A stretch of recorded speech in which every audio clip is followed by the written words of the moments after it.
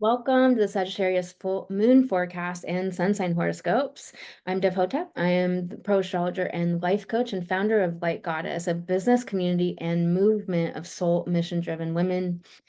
Let's get into this forecast. I'm going to pull up the chart for this Sagittarius full moon. There's a lot to go into.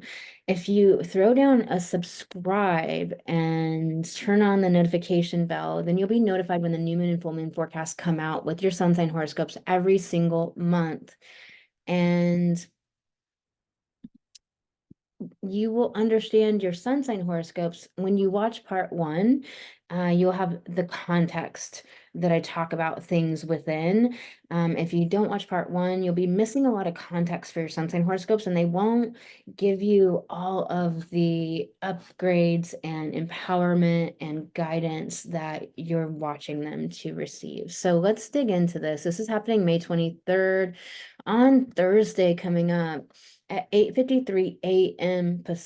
Central Time, and that's 7:53 Pacific, and that's 10:53 a.m. Eastern Time, and 3:53 p.m. Universal Time, y'all. Okay.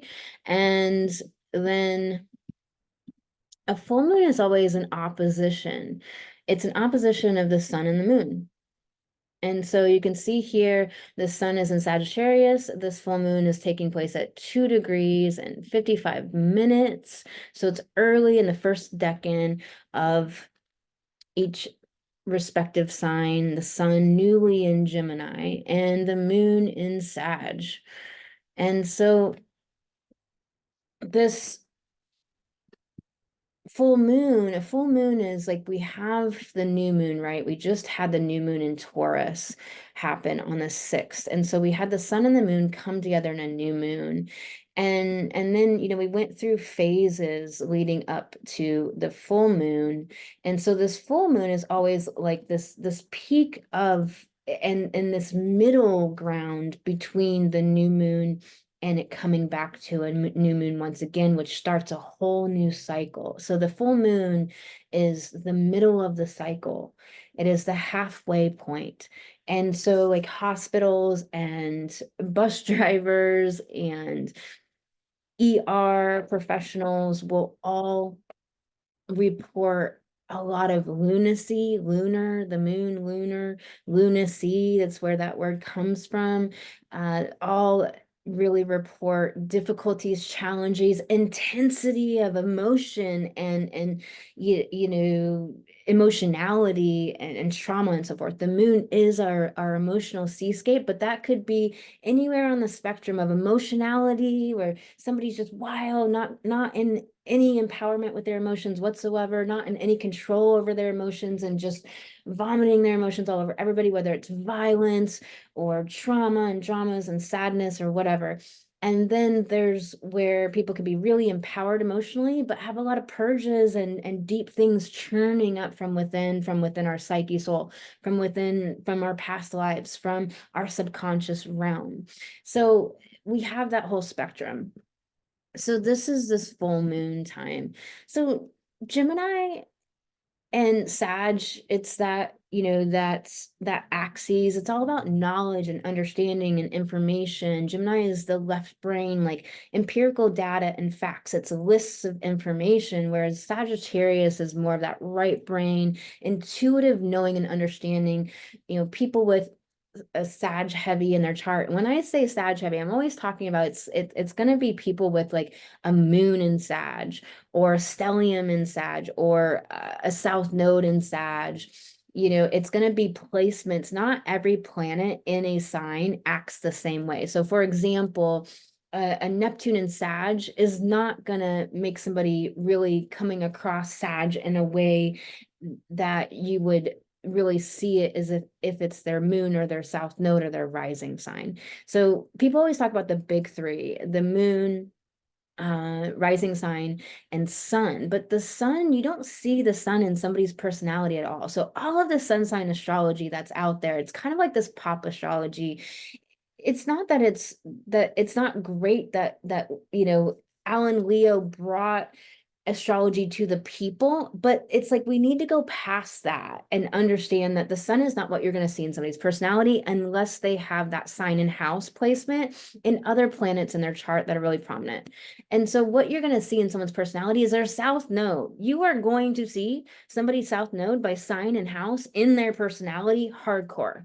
You will also see somebody's rising and moon by house and sign in someone's personality. And so if you want to find out all about that, go listen to this episode of the Light Goddess podcast that I did all about the real big three: your sun, right, your moon rising and south node, rather than your sun rising and moon. So really great episode. Go check that out. So this is all about information and the left brain and the right brain. And so Sag, if we're looking at Sag, and Sag is where the galactic center is. So where our whole solar system is kind of like burst out of is this galactic center. Like our galaxy has a galactic center from whence it comes, right? And it's Sag. So then we look at Sag and the full spectrum of Sagittarius, which is, our belief systems. It's our it's natural law, but it also could be law perverted. So it could be law, but that could be man-made law, meaning it's perverted, it's not factual, it's not based on any sort of cosmic truth and truth by which the whole cosmos operates. It's man-made, which is typically depraved and skewed and distorted, right? And so religions, Sagittarius is religion and higher education. It is, it is expansive things that free us from ignorance. Sagittarius on this high consciousness side of things is about freeing ourselves from ignorance, expanding us into higher wisdom and higher truth. Like we're only really blocked by our ability to conceive. So many people talk about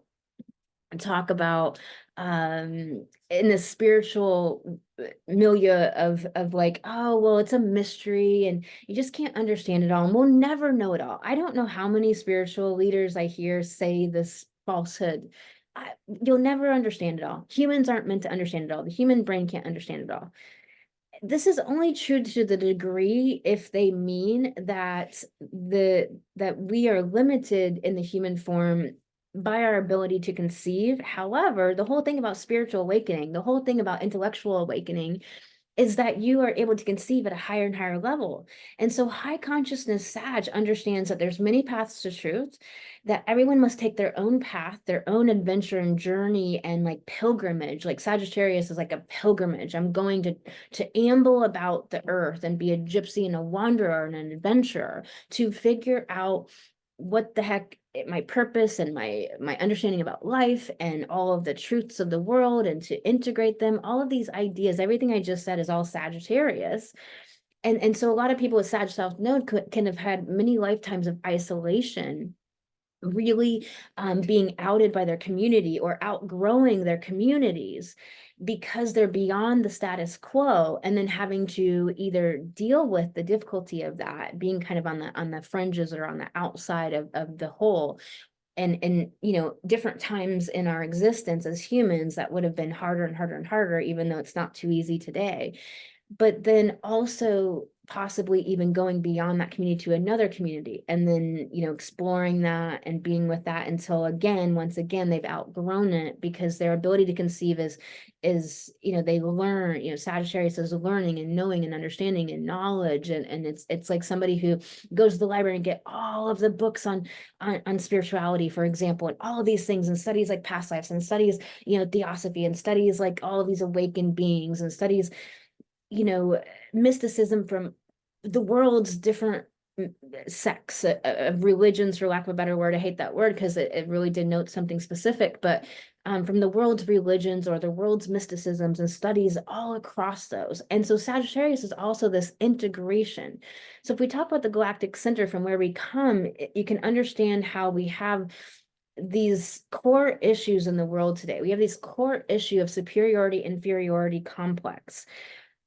superiority is always indicative of inferiority, and superiority, if you don't feel like you understand what I mean when I say that, there's this huge complex of superiority in the culture, in the world. And it's a Sag thing. It's a Sag archetype where it's like, oh, I'm better than everyone else. I'm superior to someone else because I know more, or because I'm the expert, or because I'm the authority on something. Or it's this superiority of like, oh, we're in a different class, we're in a different demographic, we're in a different echelon of people, like the elites. I really encourage people to stop using this word elites for billionaires or people with large sums of money that are not doing anything in the interest of humanity and furthering humanity. They're in the interest of themselves and control and dominator models of society and culture. And so, Sag is the superiority based upon thinking that you're better or greater than others. Actually, no one has any reason to be superior than another, because we're all on evolutionary journeys. We all came in to learn very different things and have very different gifts. We all have individual, unique threads that make up the whole tapestry. And so the higher Sag really understands these things, but the lower Sag is this superiority thing, this chip on your shoulder, this valley girl, like, oh, I'm better than you. Like these types of attitudes, like this Hollywood vibe, or like going to like galas or events or something and dressing up. It's not doing that. It's doing that with the attitude of superiority, with this air of I'm better than. And here's the thing, so many people have that program shoved into their face their whole life. And so they don't realize everything they're trying to do, and imposter syndrome and all that kind of fear of and self-doubt to put your work into the world and to do your beautiful value in this world, and to be in the messiness and the like fumbling and in the like being bad at it until you become masterful at it journey that we have to walk to do something well in this life and to master our craft. That the reason why people stumble so much and then just don't even ever do their gifts or their talents, or are really battling with this imposter syndrome idea, it's because of that superiority, being inundated with that throughout our lives and not realizing that you're trying to almost do the same thing, not meaning to, not on purpose, but you're thinking like, oh, I have to prove I'm better than everyone too. I have to stand out and be better than the crowd. But if you just instead go into that high consciousness Sag, which is about higher wisdoms, natural law, cosmic law, what you know is right, just like in the deepest part of your marrow, and forgetting about all of that din of that other world out there that's completely phony and completely a veneer, and completely, if you dig into it and go into that world, and if you're a real true person, you will feel the hollow, the lack of any depth or substance or anything of meaning. And Sagittarius is meaning, just like Pisces is about meaning. What is sacred? What is meaning? Because natural law lines up with what is sacred, what makes life worth living and meaningful. There's a lot of people in the world that today are talking about like aliens and all these different things, but they're talking about this world in a mechanistic way, in a non-living way. The universe is living, the solar system is living, and Sag understands that we are that we are regaining, many of us, more and more and more of us every day are regaining our interconnectedness with all of life and the living universe, the living earth, that rocks are living, air is living, that the four elements are consciousnesses, that the planets are consciousnesses, that the tree and the plants and the butterflies, everything is communing with everything else at all times. And you can ignore it, or you can be deeply connected to it and receive the wisdom and the healing of being connected and aligned to the natural way of all of life. We've really been, inundated with this mechanistic false idea of reality that's just simply not true, and trying to separate you from what is sacred, from what feels of meaning and depth, and gives purpose to life, and makes the hard times bearable, and renews faith and resolve and determination. I've never loved the word faith because it's usually associated with religion, but really, if you look at faith as like resolve and determination and drive, and that ability to be passionate about something to the degree that you take action beyond all the obstacles that you will inevitably face when doing anything great. Sag is about your greatness, not the greatest. And if we can just kind of let go of the superlatives, best, better, greatest, and instead go into our greatness, and set about the goal of bringing forth what is the medicine within us to bring forth for all of the very specific people in the world that are wanting that medicine from us, and vice versa. We're not here for everybody. I'm a papaya, and so I'll meet tropical people, but they don't like papaya. They like bananas, and they like, what are other tropical plants? Mangoes. But there's only a subset that loves me and my work, and that is here to receive my medicine. And the same is true for any soul mission driven woman. You are a unique person in the world, and there's only a subset of the whole world that is meant for you guys to interact with each other and to come in contact with each other, whether it's working one-on-one with clients, or whether they consume your content, or however you connect up. Like, I listen to so many people, but I only go deeper with the people that are really meant for me and I'm meant for them, and so on. And so if you can just not think that anybody's saying no or rejecting you is a true rejection. It's not a true rejection because they never actually saw your true reflection. They never saw the true part of you. They were seeing through their own lenses, and good for it that they were taken out of your sphere, out of your world, because they weren't the right person to be matched up with you and your gifts and beauty and talent. So that galactic center at 27 degrees of Sag, from whence we come, we have the shadow and the light, and some of that shadow is what I just talked about. The other shadow is the patriarchy. And what most people don't understand about the patriarchy is what I talk about probably every single video. But another thing that people don't understand about the patriarchy is that it's science, religion, and politics are all just branches of the patriarchy.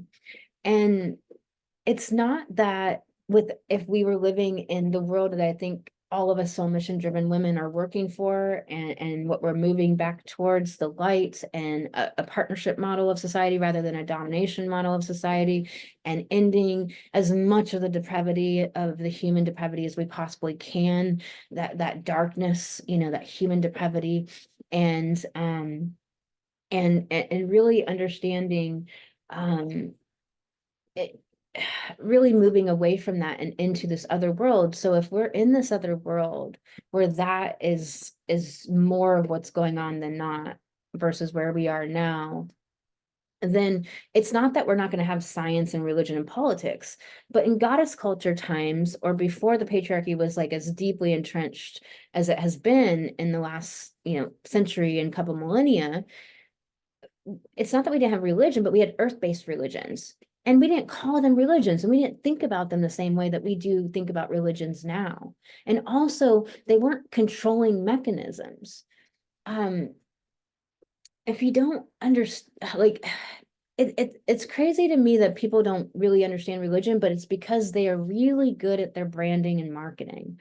They're really good at their branding and marketing. But most people don't know that the Catholic Church convents were not this nun convent thing that it's sold as. They were I don't even think you can say certain words anymore on YouTube, but they were basically trafficking places. They were imprisonments of women, and women were subjugated and used for trade and working and trafficking. And that's what they were. And this is proven, documented fact. Even I was talking to somebody in a Facebook group, and they were telling me that they left the church at some point in their life. And when they had torn down this church that he was a part of, they found like beer bottles and alcohol and stuff like underneath where the convent was. You know, it's just fascinating that these things are hidden, and the greater general population doesn't really know the truth of these facts, that they are facts. They're not just, you know, anecdotes that are unproven. The other thing about religions, my guides always say this, that if we took away the three main religions, we would really have an individuated population. Individuated meaning that you're not taking direction from other people. You're in your own Aries and Chiron, and we have a sesquisquare from this moon to Chiron and Mars and Aries, which is very challenging. It would be Aries, your autonomy, your sovereignty. That word's thrown around in spirituality, but since no one seems to really understand what it means and how to get it, you know, it means that you're not letting other people tell you how to live and run your life. It's not that we don't have our coaches, guides, and mentors, but like they should be directing us always back into our own soul and helping us be educated where we have gaps in our education, not telling us what decisions to make. They should be helping us with understanding, like if you're going to get a coach to help you with business, like understanding like here's the things you do that are, you know, proven methods, and you decide, you know, how you do things within it. But I'm offering you a framework so you don't have to reinvent the wheel and spend 30 years figuring out yourself when so many people have already figured it out. It's that sort of thing. Like with my clients, you know, I do healing and accomplishment and making money and your soul mission. And so there's always something to heal. And I'm always redirecting my clients back into their own soul. Sometimes they want me to tell them what's right. And for a period of time, you know, I can be that guidepost, but I'm always helping them to gain more and more trust in themselves along the journey until they finally are just fully in trust and in empowerment of their own, like knowing what's right for them. And here's something to really understand. When we know what's right for us, so Sag, our inner knowing, Sagittarius, it doesn't mean that we don't have self-doubt. It doesn't mean that we don't feel confused sometimes. Confusion is a Pisces strategy. Remember, all the signs have their strategy. So, you know, if we understand the sign's strategy, well, now we understand the code-breaking power of astrology to use it in our life. When we feel confused, if we know that that's Pisces strategy, we don't think anything has gone wrong. And we don't like just, you know, we have what happens in our life, and then our brain, the way we story and narrate and think about what happens in our life, exacerbates it and moves it to here when it was just here. Like our brains make it nuclear when it's like, okay, this might have horrible thing might have really happened, and it might be quite horrible or difficult or whatever it is. Whether you lose somebody or you wake up to find out you were in an abusive relationship and you didn't even know it, and you're like, oh wow. Or somebody dismantled your whole life because they were an abuser and you finally woke up and got out. Or if you know, just had a car accident, you know, or if you just had like life-changing things happen and life stages happen that, you know, make life complex and challenging. You know, if you understand, if you story it in the right way with the way you're thinking about it, you don't exacerbate it. And so if we understand the signs in this way, which is how I teach it, it's how I do astrology when I'm working with my clients in astrology readings, then we are in greater empowerment. We handle our life, you know, like a pro, like a champ, like we're empowered, like we know what the hell we're doing, even when we don't know what the hell we're doing.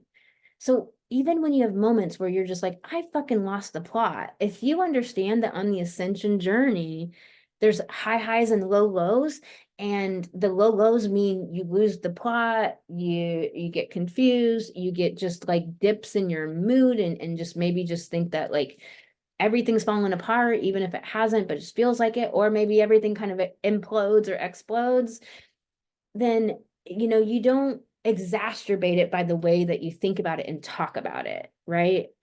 Because you know what's going on. So way more empowered. And so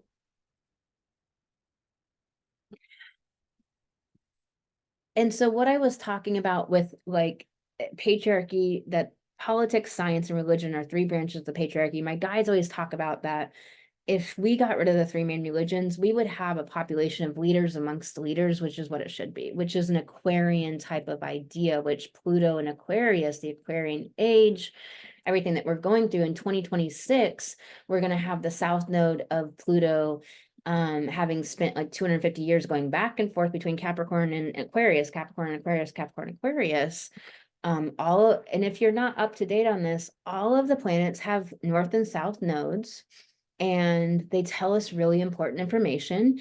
A very simplified way to look at it is our evolutionary growth, where we're meant to grow evolutionarily as a people, as a population, and the south node as the past and where we've come from and what we went through. So that's just a really simplified way to look at it. These nodes are the nodes of the moon. We always talk about these, and we just call them the nodes for simplification purposes. And the nodes of the moons are the emotional lessons we have at any given time. And in your natal birth chart, they have greater depth and meaning. But in an astrology forecast such as this, it's our emotional lessons that the population is facing for 18-month period. So every 18 months, the nodes change. And the nodes right now have been at 15 degrees and are at 14 degrees for this particular full moon, but they've been all last week we're at 15 degrees, that 15 degree mark of the cardinal signs, Aries and Libra. Aries is the beginning of the zodiac. Libra is halfway through the zodiac. And so this is denoting that we are halfway through an 18, 19-year cycle of the nodes going through all 12 signs. And so what was going on for you 9 years ago? So just think about that, and it can help you understand, like, this is a halfway mark in a way. When it comes to the south node.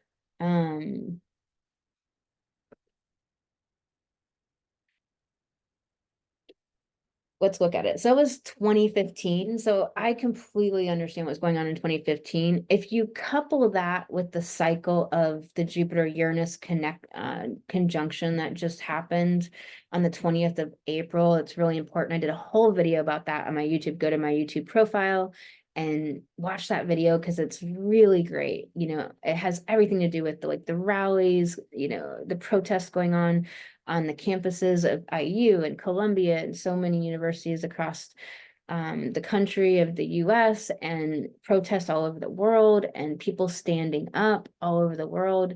There's so much going on, and this is something that ripples out decades and decades and decades. But if you look at that, that's a 14-year cycle. And that 14 years ago, so 2010, so if you look at 2010 and you look at 2015 and these cycles, we're starting a new 14-year cycle. So what happened over the last 14 years? I was thinking about mine just earlier today, actually, and I was like, wow. When I was thinking about it in one way, that I'm a healer, and this last 14 years was about me waking up from the abusers in my life, everything from the abuse of the society to institutions and organizations and systemic ways society functions, but also like individuals and my family and past lives and all these different things, and then becoming a healer at the highest levels, and how that was always what I was meant to come in to do, but yet it had to awaken within me. And I also had to grow into the ability to have my own methods and processes to help people heal at the highest levels, which is what I do in my 6-month coaching program. And so it's like this 14-year period would like coalesced, and with my methods and processes and my coaching, that I help hundreds and hundreds of women heal trauma and old wounds and self-doubt and just pockets of disempowerment that are holding them back from making money as a soul mission driven women, doing the work they're here to do in the world.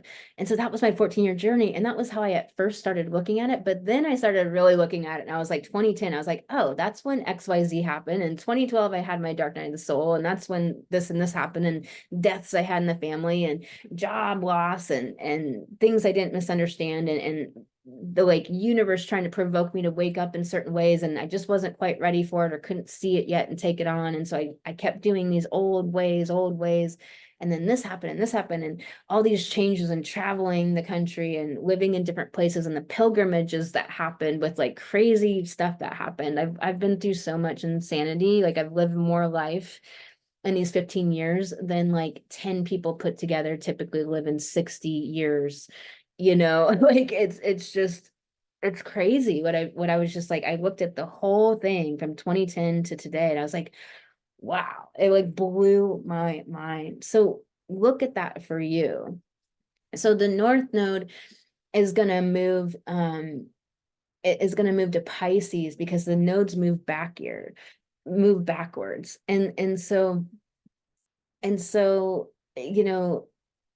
Pisces and Aries, you could say Pisces is the alpha and omega of the zodiac. It's kind of the beginning and the end, because like nothing in tangible physical form comes without the invisible animating it. So, it wouldn't exist without the invisible. And so Pisces is the invisible psychic energetic realm, the mystical, spiritual, divine realm, which is everything. Like we are divine. The divine is, we're living in a soup of the divine. Like it's not the supplication relationship to the divine of like, please help me manifest this thing. I really need this thing. Please help me. Get out of that relationship with the divine. That's not the truth of the divine. You want to be your own autonomous human being. That's like your own person. Aries, North Node in Aries, Chiron in Aries, all of the planets going through Aries recently, right? They've met up with Pluto in Aquarius in February, and then they went through the last sign of Pisces, all this completion in Pisces water world and nebulous confusion, emotional wow, all through like February, and then again in April, and then moved into Aries. New cycles, having conjunctions, all of these different things happening, right? And so getting back to that individuation, this is really Aries, this individuation of like, if we're individuated, it means that we're trying, like a teenager individuates from their parents. They're trying to establish their own unique identity, Aries, their own unique personality, Aries, their own value system, their own becoming, their own adventures, trying to figure out the way to live life instead of having a parent say, you live life this way. They're like, no, I got to go discover how I live life and what are my values, what are my belief systems, Sagittarius, and are those belief systems conformed with religion, politics, science, patriarchy, or are they this basically like seeking higher truth, seeking something that's connected to natural, divine, cosmic law, interconnectedness with all of life, the living universe, the living earth and solar system, and yourself, and understanding that you conceive where you're at now, but you are always expanding your ability to conceive, every day more and more and more at a greater level. That's like a high consciousness Sag, where you don't land upon a truth and you're stuck there. Sag is mutable. It's not supposed to be these stuck beliefs. Beliefs are not supposed to be stuck. The only beliefs that are supposed to be stuck are like the belief reprogramming I do in my coaching program process, where I help people reprogram their subconscious for the beliefs they should have always had in there. Like, I deserve money, I feel valuable, all of these types of beliefs. There's about 50 I've identified that almost every person needs and does not have. And so if you just have subconscious beliefs that I am valuable, I deserve love, I deserve money, and that's just your truth, then you don't let people manipulate you. You don't people please because you don't feel the need to take care of other people's thoughts, feelings, and emotions. You take care of your own and you're responsible for your own. And you have that healthy boundary where other people have to be responsible for their own, not expecting you to take responsibility for theirs, or blaming their thoughts, feelings, and emotions upon you. It's so amazing when you have that healthiness of relationship where everybody takes responsibility for what is theirs to be responsible for: our thoughts, our feelings, and our actions. We cannot control our circumstances. And if we try to control our circumstances, like say we hate where we live, and so we try to move someplace else, we're still going to take our old thoughts, feelings, and actions with us. And so we're going to have the old habits. We're going to have the old feelings about where we live. And so we're just going to find things we hate about the new place, and we're going to complain ourselves into hating it and it not being good either.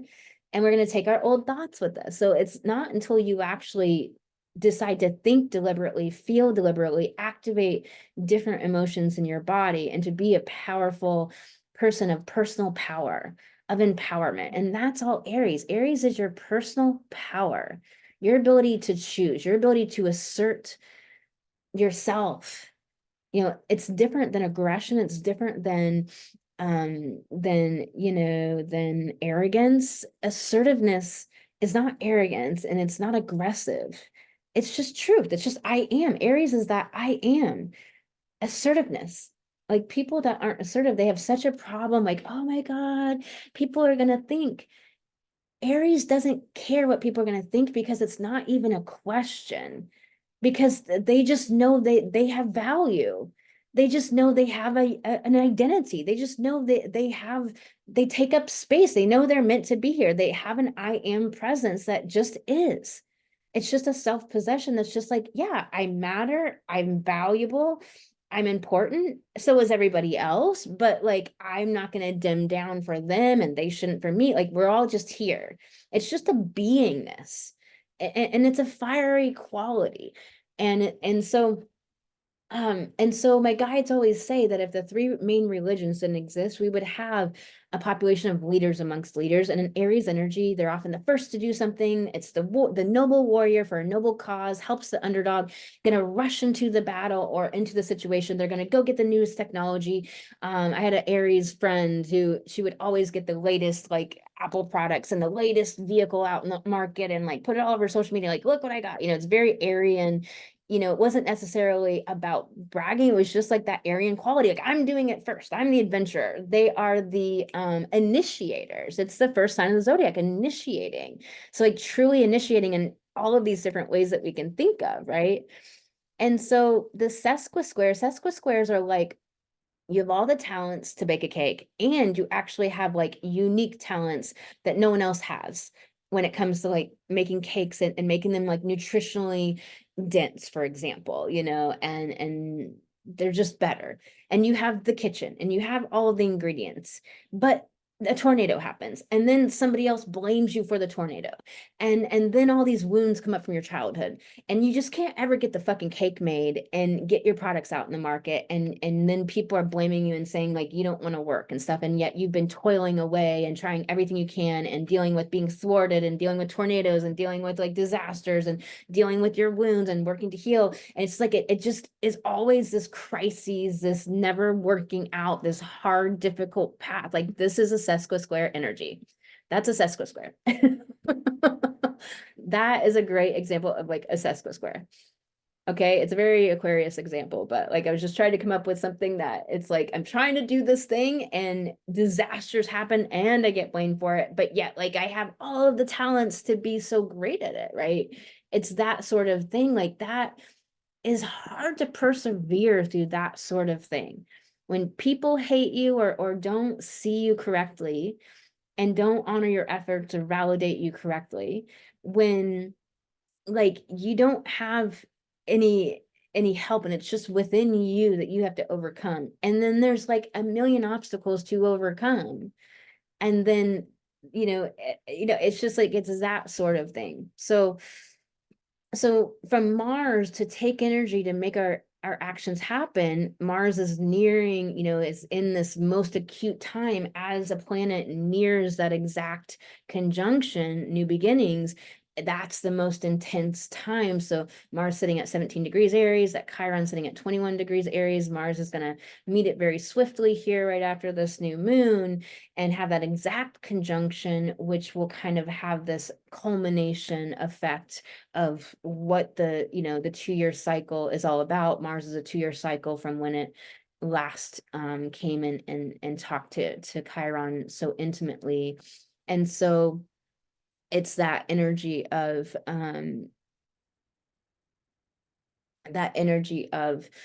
this, Chiron is the wound and the hole maker. And so of like healing our wounds around all of these Aries issues and taking action, and yet there's this sesquisquare to this full moon. So in this full moon, there can be all of this energy of angst and longing and wistfulness. We still have this very heavily aspect of Neptune sextile all this Taurus and all of the planets coming to meet this sextile with Neptune. Just because it's a sextile does not mean it is helpful and good. It could fog you out. It could make you think that you can do something you can't do. Like it makes you think you can do a front flip when you can't do a front flip. For example, I'm a circus artist. I can do a front flip on a trampoline. I cannot do one from the floor. But I was having a Neptune square my Venus, or no, sextile. We're talking about sextiles here. Sextile my Venus. And this chick just does a front flip from the floor in front of me. And I don't know, like, I just thought I could do it. Because I can do it on a trampoline, and that Neptune just like skewed my reality for a moment, and I fucking got an injury from it. And I healed and it's fine. But, injuries take you out of commission. They're problematic. You got to pay for PT and all this shit. It's like, it's a pain in the ass. And it could have been like really bad because it was a neck injury. So it could have been really bad. And so like that's Neptune, where it's like literally you just magically think like you are idealistic in a way that can get you hurt. Like that's Neptune. I give that example to like show you like, be careful when you drive. Like think about, double check your finances and checks you're signing and these types of things. Like be aware, have extra awareness. A sextile is supposed to be a positive aspect, but with Neptune, it doesn't work that way. Also, a sextile, it means that you have to reach for the benefit of it. You have to take action to get the benefit of it. It doesn't just come to you like a trine. Okay. So we're going to have all of these planets hitting that sextile, and we have, this Venus and Jupiter exactly in the sextile. It's Neptune. Let me clean up this a little bit so you can see it a little bit more. But I've gotten a little tangential from this point. I just want to complete here before I finish this for you. The point I was trying to make is that, this idea, if you understand that politics, religion, and science are just these three branches of patriarchy, it's not that we wouldn't have them once we move fully into a partnership model of society and really like decrease human depravity and control and domination and shit like that on the planet. It's not like we won't have those things. But before, when we had a more egalitarian society and peace and more love and operation and so forth, we didn't call it religion. It wasn't the same context. It was just like we had a spiritual connection with all of life. All of life was living. We looked at it that way. We felt this Sag inner knowing. And so this new version of it, how will it be? Like we'll all, we're all in our own versions of it. Those of us that have have deprogrammed the patriarchy and continue to do so and continue to deconstruct all of that within our psyche, because there's so many layers and crisscrossing programs and spells and layers of all of that. Just when you think like you're free and clear, you'll find another one if you're really working to deconstruct it from within you. And so it's going to look differently. And so politics would look differently. Politics would be something that would actually be for the people, by the people, to help the people. Like it would be about all of humanity evolving and all of us living in such a way where all of life is honored. Why wouldn't life be honored? Why would we have Teflon and chemicals that cause cancer and acting like it's okay? Like it just, it's just common sense. Natural law, cosmic law, it's just common sense, really. And so politics, science, and science, again, it's not that we wouldn't have science, but like people put science on a pedestal and act as if it's fact. But if you just start breaking down the scientific method and understanding bias, and like you have to get peer edited, so you got to make everything look good for your peers. Like, why would it be peer edited? Why wouldn't it be enemy edited? Like, why wouldn't it be somebody that's like doesn't believe the same things of you, like to like you know, to try everybody to try to make everybody better. And then what about all these companies that hide their research and data because it damages their ability to make profit if they were to put the truth of that out and give that information out to the public? And so they hide it. And so there's all of this truth and science coming out about the damaging effects of this chemical or that toxin or it leaching into the water or whatever. But companies that are making billions of dollars off of poisoning our world are hiding that scientific data and not putting those studies out. And so you can't even get truth in science whatsoever. Science is the opposite of truth. It's skewed. It is all just optics and programming and this person, and it's literally on this false made up pedestal of like, oh, science means it's trustworthy and it's the top, you know, research and understanding of the world, when it's like we have epigenetics that like transformed medicine, and yet doctors aren't even trained in that, even though it was proven, you know, 50, 60 years ago that your genes don't cause disease, like maybe 15%, but like 85%, it's your beliefs and stress that turn on disease. Like it's just like this was proven like 50, 60 years ago. And yet, like I had a doctor I met like 4 years ago, and I recommended this book by Bruce Lipton to start studying this, and he like was really receptive and took it in and like went and got the book and everything, which was really cool. But like he literally was not trained in that. Like allopathic doctors take zero nutritional classes, you know. So this is what we have to understand, is that it's not that we wouldn't have these things, but the context in which we would have them would be completely different, and the dysfunction of them and the perversion of them would not exist anymore, right? Or not at to the level. And so with this full moon, you know, it's our belief systems. It's, you know, are we in alignment with natural law, or are we like trying to be superior and better than everybody else? And we got spelled out by that whole like Hollywood, you know, that program in the culture, that it's about being better, about, you know, having the cars and the money in the house. You like, you know, it's just like it's hollow unless like you have something sacred that's just like you are your own being, and then you have a car and house and money, right? It's like it's not the destination is not the car and house and money. You know, those are vehicles and avenues to do great work in this world that can help humanity. Okay, so this Uranus South Node is conjuncting the great attractor. So this point right here is the great attractor. It's this point, galactic point out in the universe. And it's all about integration of large amounts of data and information. You know, Sag and Gemini are data and information. And so everyone alive today, that is alive today, has had their nodes of Uranus, the nodes of Uranus. Each planet has its own nodes. Everyone alive today had the nodes of Uranus between 11 and 17 degrees of Sag and Gemini. So the north node of Uranus is in Gemini, and the south node of Uranus is in Sag. And so everyone alive today had Uranus. They were born with the north and south node of Uranus in their natal birth chart between the degrees of 11 and 17 degrees of Gemini and Sag.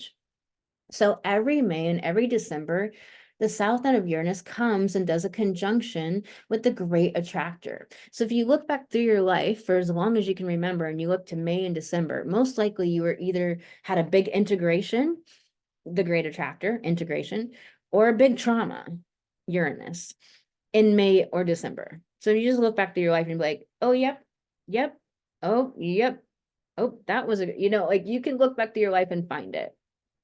And, you know, there's nothing hugely important about this that I really want to say, except that the time of this full moon, this is when one of the conjunctions happens. It always happens in late May, and it always happens in early December every year. And so at the time of this full moon, this is happening where you may be getting an integration happening right now that's really helpful, pulling together lots of understanding about what's been going on, giving you lots of momentum to move forward in your life. So capitalize on this energy. And or maybe you're having some really challenging traumas and difficulties. And traumas, it could be a small micro thing, but it's upsetting or difficult or challenging, or there's something unexpected or disruptive that is happening in your world. Okay. The North Node of Uranus being in Gemini, we skew it negatively and say we got to come out of all the dogma and fixed belief, because high Sag is not fixed belief. Fixed belief, your subconscious beliefs should be fixed. I love myself. I am valuable. I am worthy of love. I'm worthy of money, etc. Those should be fixed beliefs because they are your truth. Your subconscious beliefs should be fixed and shouldn't be the shit that you were taught from commercials and parents and worldviews that weren't actually anything that you wanted to choose and be programmed with. But the concepts about life and the universe and the world and all these things, these should not be fixed beliefs. These should be mutable, Sag concepts that are able to evolve as you evolve and grow in your understanding and learning and expansion and awakening. Uranus is awakening, right? And Uranus being in Sag. So, but since it's the south node of Uranus, we skew it to understand its dogma, fixed beliefs, ideologies, it's superiority, which superiority always means somebody has an inferiority. It's always because there's inferiority underneath it. So like if you were in high school and you were around all those women who are like, they have a chip on their shoulder and they act like they're better than you, but they really come across kind of mean and hard to like interact with, because there's just this wall of superiority there. So you can't interact with somebody like that on a genuine level, because they're trying to take you down and take you out and to step and walk all over you, and then to stand upon you with their foot on you of like, yep, I'm superior. Sagittarius is that moral superiority, it's intellectual superiority, it's all of that. And so it's all of that. And so then the North Node of Uranus is in Gemini about what are the facts? Not everything that we are thinking. All of our thoughts are not facts. What are the facts versus all of our thoughts?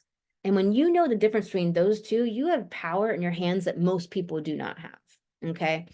So this is what's really wanting us, to look at this and understand this. So this is happening at the time of this full moon. So this is why this is important.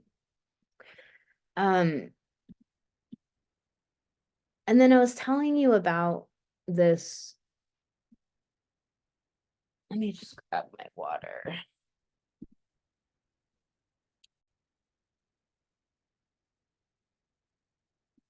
And so this Sag full moon, we talked about the sesquisquares squares, and we're talking about this sextile to Neptune, to Venus and Jupiter. So Jupiter is the dispositor of this full moon, so ruling this full moon. And so really important in this understanding. And remember that we're always talking about the full moons and the new moons in context of the moon cycle. The new moon, there's a 8-phase cycle. So there's the waxing gibbous and the waning gibbous are really easy ones to start to get to know, besides the full moon and the new moon, because the waxing gibbous is when it's half full, and the waning, gibbous is when it's half growing, waning. I may have said it backwards, but it's when the moon is halfway from the moon it just came from. So there's a new moon, and then it'll start waxing up to that full moon. So when it gets halfway to the full moon, that's the waxing gibbous. Really super easy. You go out and you look, and that's what's happening right now at the time I'm recording this, which is around like Saturday, Sunday, before the week of this full moon. And so that's the waxing gibbous. Then we have the full moon, which is obviously the full, bright, beautiful full moon. And then it starts waning to be going towards that total darkness. And when it gets about halfway to the new moon, half dark and half light, that's the waning gibbous moon.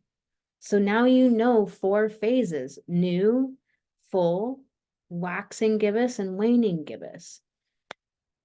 And then we also have the first quarter square and the third quarter square, which are great moons to know because they're squares. They're hard. Like the third quarter square is about integrating the whole cycle and what it was all about before we go to that balsamic phase where it's the underworld, death before the rebirth. After the new moon happens is that rebirth, right? The new moon is the new cycle. And the first quarter square, though, can be hard and challenging. And so it's that first square after the new moon happens. And so we'll have that third quarter square coming up. We're going to have that waning gibbous coming up. And so you can get to know more of the cycles of the moon and really start to go out underneath the moon and looking at the moon, engaging with our natural world, connecting yourself back into the interconnectedness of all of life. And using the moon as an easy inroad to do it.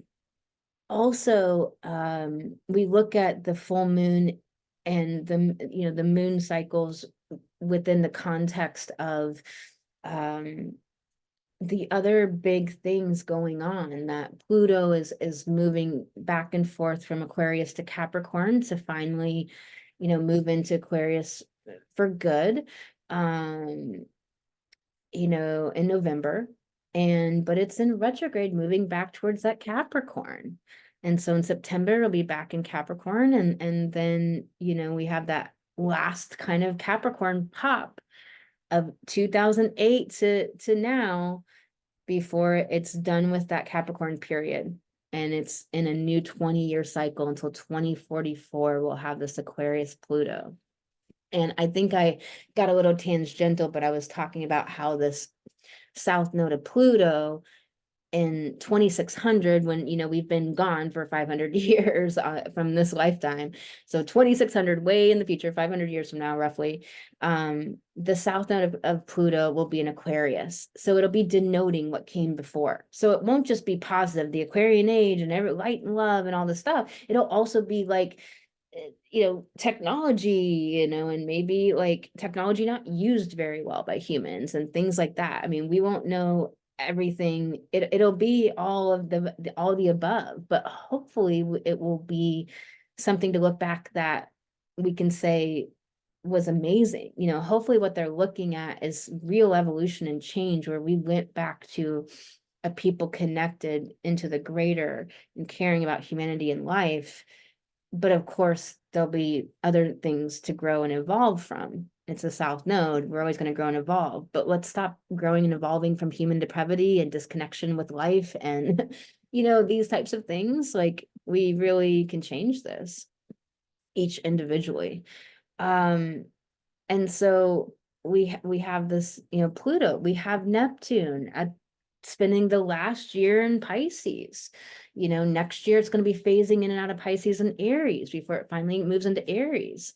Uranus is going to be moving in 2026 into Gemini. Jupiter is starting a new cycle, and moving into Gemini soon. So, that's a huge new cycle. Jupiter's our understanding and our beliefs and our adventuring and really our generosity and abundance and belief and optimism about what's possible for us to do in this world. And then Saturn hits, Jupiter hits Saturn, where Saturn's like, okay, and let's add maturity and the dedication to that whole idea of all the possibilities so that we can actually create structures and make it happen and get it done and accomplished. Because we can't we can't focus to fruition if we're just like living in la la land and having fun, for example, is not an emotion. Like play, like joy is not an emotion that makes me get shit done. What makes me get shit done is resolve and determination and focus. Those are the three emotions I try to run my business on. But if I try to run my business on joy, I'm going to be playing with caterpillars out in my park and like playing with dogs and like having fun with, with other humans, doing adventures and like on the beach. I'm not going to be working in my business. So it's like, what emotions are running the business of your life and your soul mission? What is driving you forward? Because joy does not get shit accomplished in my life. And so And then we have Uranus after Saturn, where it's like, okay, we need to awaken out of the status quo and stop doing the same old shit. And we need to individuate and do our own unique thing and bring our own unique thread to this world. And if we're not willing, or we don't know how to do that and participate with Uranus, then it's the trauma or the breakthrough, the disruption or the difficulty that leads to breakthrough, the breakdown to breakthrough, right? And so if we have to look at what's going on in this full moon in the context of the greater cycles and rhythms that we're going through as humanity, this ascension journey of humanity awakening and moving from 3D to 5D, of the time of the great healing, where we're tasked with the ability to heal now. We didn't have the know-how, we didn't have the tools, we didn't have the methods, and we didn't have enough awakened people and healers on this planet, but now we do. So we're in the time of the great healing. It's time to heal all of the past life shit that's going to keep recreating the past if we don't heal it. Because we create what is in our subconscious, that becomes our reality. And if we don't heal the past lives and all the trauma and wounds that we've gone through, then we will just keep recreating those, because those patterns have momentum and they just play out in your life. I had past lives of malnutrition. I had malnutrition in this life, even though I've never been starved for food.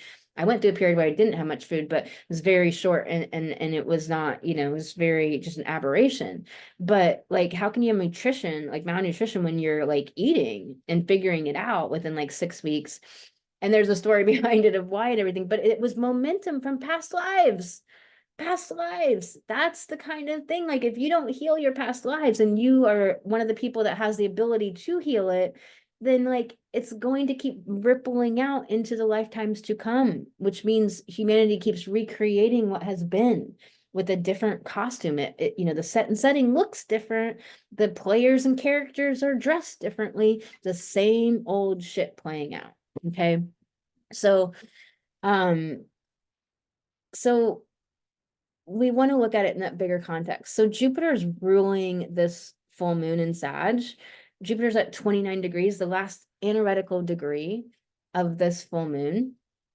And it's conjunct Venus at 29 degrees. It's moving off, like Venus is moving off of that conjunction to Jupiter. She's in a separating conjunction, but she's still like right there. You know, Jupiter is at 29 degrees and 26 minutes, and Venus is barely off of that exact conjunction at 29 minutes and 29 degrees and 39 minutes. Okay, so just barely off of it. But what that means is she's in a new moon phase. She's going through the waxing. She's starting to wax up to the full moon phase. So she's moving. So the cycle has commenced. It has begun. She's embarking upon the new thing. So from now, the time you watch this, which I hope it's this weekend before the week of the full moon, start to do your rituals, start to do your intentions, put your desires in place to heal any traumas, to integrate what traumas may have been happening up until this point, especially at that Mars Neptune conjunction at the end of at the last weekend of April. That was really hard for most humans. And then having had that new moon in Taurus about birthing, and it's, you know, manifestation, like literally making things tangible. So making our Pisces, it's got a sextile to Pisces. So sextiles are breakthroughs that you reach for. You got to take some action to do it. So manifestation isn't magical things just happening. It's partnering with the divine and taking actions that allow the divine to come do its work to make things a reality. And so that sextile to Pisces, the magic and the imagination, and then our action and tangibly using our gifts and talents to build and grow and make things real, Taurus, making something tangible, Taurus, and it being the earth sign. And now we have Jupiter and Venus, you know, at the last analytical degree of Taurus ruling this full moon. So really moving out of fixed beliefs into conceptual way of going about life that can always evolve and grow, and is always seeking higher truths and to understand and to learn and to be secure within oneself, where there's no need for a superiority issue, like understanding everyone's on an evolutionary journey with their challenges and their gifts and their good, hand of cards that they were dealt, and their really difficult hand of cards they were dealt, and so forth. And everybody's got a different purpose and everything. And so Venus is our relationship to ourselves and others. Venus is our desires and the beauty and romanticism of life. It's the beauty. It's the how we beautify. Like when we have that, like I naturally beautify my spaces. Like I organize them and clean them and make them beautiful with like colors and plants, like life. Taurus is life, literally life, like plants and things that are living. When you go into a house that's sterile or an office building that's fluorescent lights, which are not great for your body, especially if there's no filter on them, they're damaging. With sterile colors and walls and no natural light coming in, no plants, so no life, no fresh air, the windows don't open, and there's no beautification and no connection to Taurus, to life, to what's living and alive, and Sagittarius, the all that is, that natural life. So, this Venus Jupiter conjunction, look into your life. Jupiter is this expansion of knowledge and wisdom and higher truth and our belief systems. And it's our abundance and our belief in what's possible and that optimism to go create what's possible. And Venus about building and growing in her home sign of Venus. Venus is actually the dispositor of this full moon. She's at home in her home sign of Venus, of Taurus. That new moon we had in Taurus on the 6th of May, Venus was at home in her home sign. It was a very powerful new moon. So we've had these new moon cycles, and we had 9 conjunctions or something in April. So like that's uncommon. So conjunctions are new beginnings. So we have all of these really powerful, important new beginnings and new cycles starting, right? And so you look through your life to see what happened in these last 14 years, what happened in these last 9 years, and what is your intention moving forward? You have so much more control and personal power than you have been thinking that you have. You really do. And our imagination is this ability to morph and shape shift our actual reality and then take action upon it, working those functions working together. So the function of reality and believing things into possibility, Jupiter also ruling Pisces as well as Sag, believing things into being and believing in optimism and possibilities and that Jupiterian quality.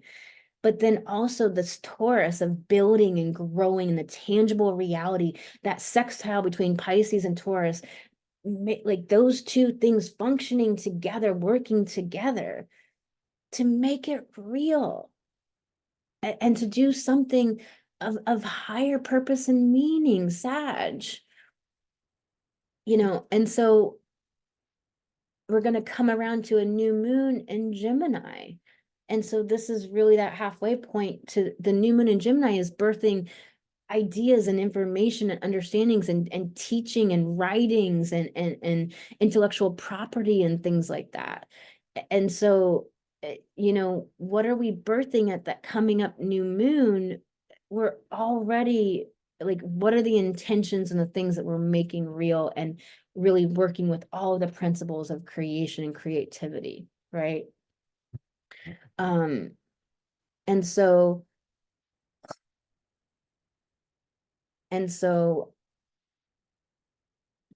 this new moon with this full moon, if I could say them right, this full moon ruled by Jupiter conjunct Venus at home in her home sign, ruling Jupiter. And both of them conjunct the sun. Sun is our purpose, our ambition, our fire, our warmth, our enthusiasm, our passion, our drive to go make it happen. That sun. So conjunct the sun. And so this full moon, I really think is a huge integration and infusion of reconnection to your abundance, and your abundance, your wealth is your ability to create. That is your wealth. Because if your wealth was things, then that could always be taken away and you would be impoverished. But if your wealth is your ability to create, Taurus, your ability to create, then that can never be taken away from you. Even paraplegics create amazing businesses or play basketball.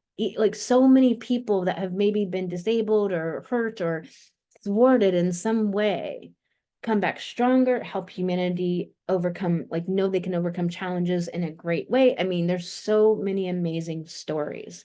So this Sag is this integration and belief in possibility again, this reconnection and reestablishment of your wealth and abundance, but a shift to understanding what your wealth and abundance actually is, which is your ability to create, Taurus.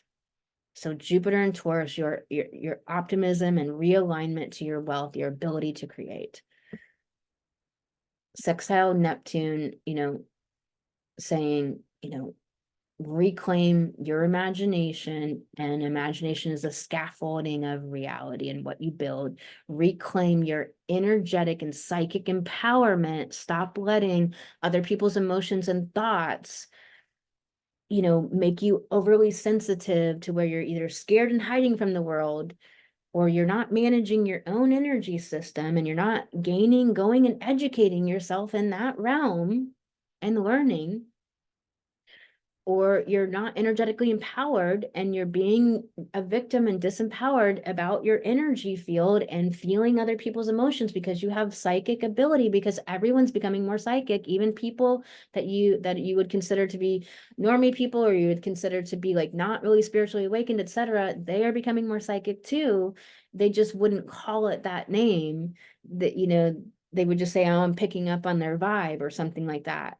But everyone's actually becoming more psychic, because our species is moving from a mind ego dominant species to an emotions intuition dominant species, whether we like it or not, whether people think that way about it and have that context or not.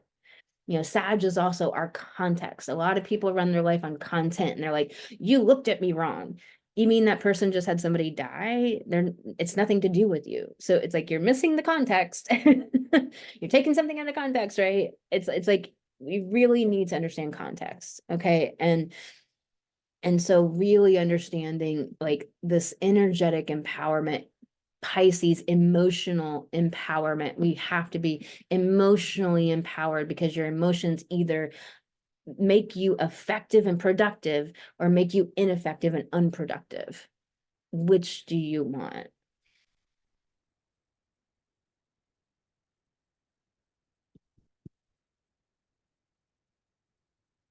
Pluto has trines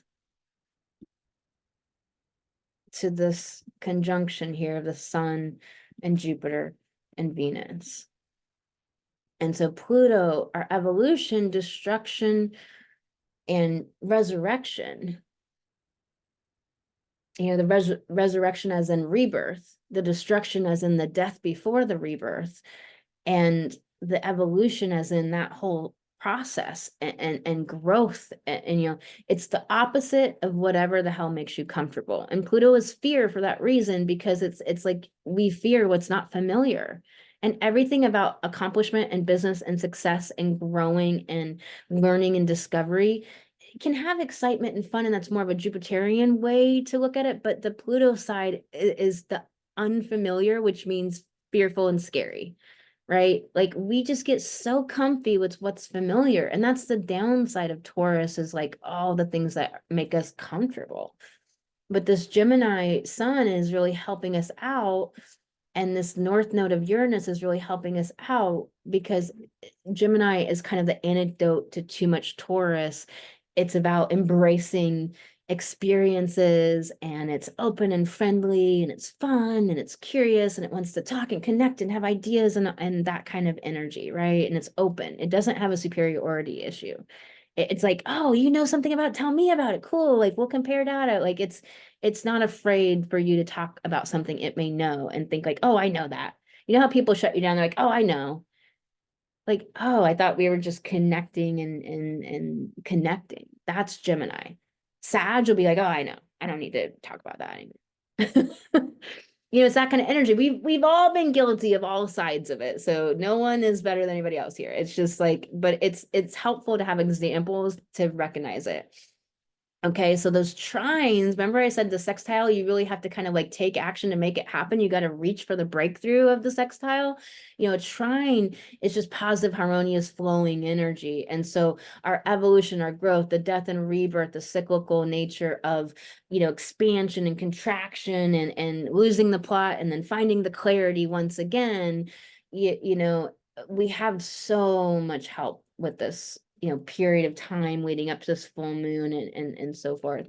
And then we do have this sesquisquare from the south node. So, you know, south nodes are past. It's the emotional lessons of Libra. It's what we're all trying to learn and grow from, which is the enmeshment, unhealthy enmeshment of people, the codependency, the people pleasing, which is actually just people lying, and giving a fuck what everybody else thinks, to the point that you don't actually, Aries, assert and have a unique identity and initiate and take action and be the powerful leader for a noble cause in this world, this soul mission driven woman in this world, making waves and taking action. And the two dispositors here, there's a sesquisquare to that south node. So those issues can be kind of feeling a little thwarting, maybe to your joy or your greater happiness, or to your like really feeling like, oh, I can grow and build this. It just is very, it might not be full on crisis. It just might feel like it just doesn't, there's just things that are just not fucking going the way you want. But it doesn't mean that that has to thwart you. Don't let it thwart you. It wasn't meant to be. Like really just think about it as like, I hate that it's not meant to be, because people give up their own personal power when they're saying that, because that's just the best way they can think about it to not have it bother them. And actually, it's better to be emotionally empowered. We just talk about that and feel the emotions of disappointment, discouragement, and hurt, and process them out, to where, you know, you're not making up this story as a standard operating procedure. But you can think about it as like, and there's other open doors. You know, Jupiter is all of these open doors, and Venus is ready to have the drive and passion and the love and the beautification and the energy, the like nourishment, Taurus, Venus nourishment, to go walk through those doors, and sustained passion and drive. So whatever may want to thwart your sustained passion and drive, the way you're thinking about it is everything, because Libra is air. So the way you're thinking about it is going to make or break you with it. Okay. All right, y'all. I think that these are the really important pieces to this full moon. I have been really going through a lot. I've got a lot to get done. So I'm going to do the sun sign horoscopes. I'm going to try to get them done within an hour to make this shorter. Really, if you want to support me in doing the sun sign horoscopes, which I do love to do for you all, then watch part 1, like this, text this to a friend, like share. All you have to do is just share it in a text to a friend that you think loves astrology. Bam, done. You know, text a couple of friends and share this with people who like astrology, and subscribe so you'll be notified when the next video comes out. Those are the things that allow me to do the 2 hours of sun sign horoscopes that it takes to normally do that. But I'm going to do powerful but quick on this video, but subscribe, and I'm going to do my normal full sun sign horoscopes for the next video, and that will be out on the 24th of May. Okay, but I am going to do them for this video. I really appreciate you all so much. I'm really sending you so much love. Really appreciate you. And if you haven't gotten my instant empowerment upgrade through my free astrology mini course, you got to go to empoweredwomenrise.com and go grab your instant empowerment upgrade. It's going to allow you to, to manage your mind better. It's going to allow you to be emotionally empowered. It's going to allow you to be productive and effective with this energy instead of the opposite. Okay. One last thing I'm going to cover here, because I pulled these up on purpose, is looking at the Jupiter North Node and South Node. And with Jupiter and with Jupiter's North Node and South Node, everyone alive today could have them in either Sag or Capricorn for the South Node, or Gemini or Cancer for the North Node. So some people have the North Node of Jupiter in Cancer, and some have it in Gemini. So that's like your evolutionary growth and the Jupiter type principles of belief systems and generosity, abundance, believing in possibility, like, dissolving ignorance. And everybody alive today either has the South Node of Jupiter in Capricorn or in Sag. So that tells you about your history with that archetype of Jupiter. And so looking at it for the world right now, the South Node of Jupiter is in Capricorn, and it's conjunct Ceres, which is exactly at the time of this full moon, conjunct the South Node of Pluto, which the South Node of Pluto denotes where we all came from, which all of us alive today have some sort of instrumental, integral part of when the patriarchy started. So what most people call Western civilization is code word for patriarchy.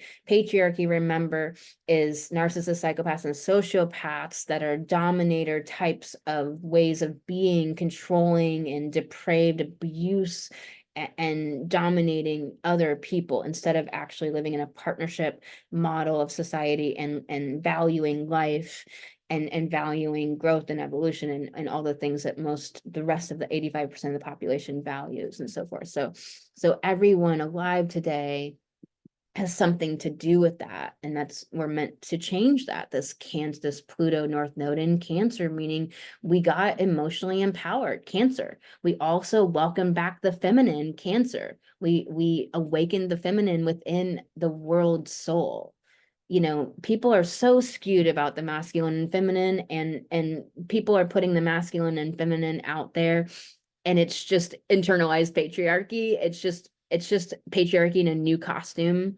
Literally, it's 1950s thinking of like the man has to be this way and the woman has to be this way. And some people are thinking about it of like, oh, okay, so the man can be the feminine one and the woman can be the masculine one.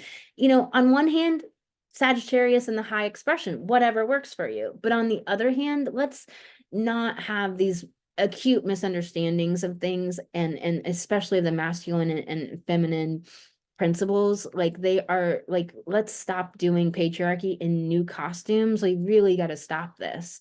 Like, people have religion in a new costume. Instead of God and the devil, it's the Pleiades and the Greys, like, and the reptilians. Like, no, that's just the same bullshit in a new costume. Stop it. Like, no, I literally was on this thread, and it was like crazy to me how many people were awake and how many people were just like saying the masculine and the feminine, basically, and trying to say like it's supposed to be this way, which is like literally 1950s women being subordinate and subjugated still, like, and women are perpetuating this. It's just like, they're just not awakened yet, but it's just like, wow, we got to stop this.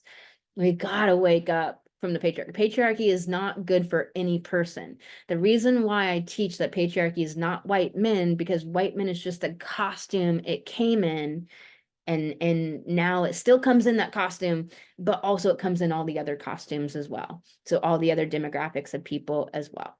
So, anyone can be a psychopath or a sociopath or a narcissist or on the spectrum of that. So That's what it really is, because those people want to control and dominate, and they're about death rather than life, and you know, they're not about evolution, right? It's so it's just, it's all of this list of things that we can understand of what it really is.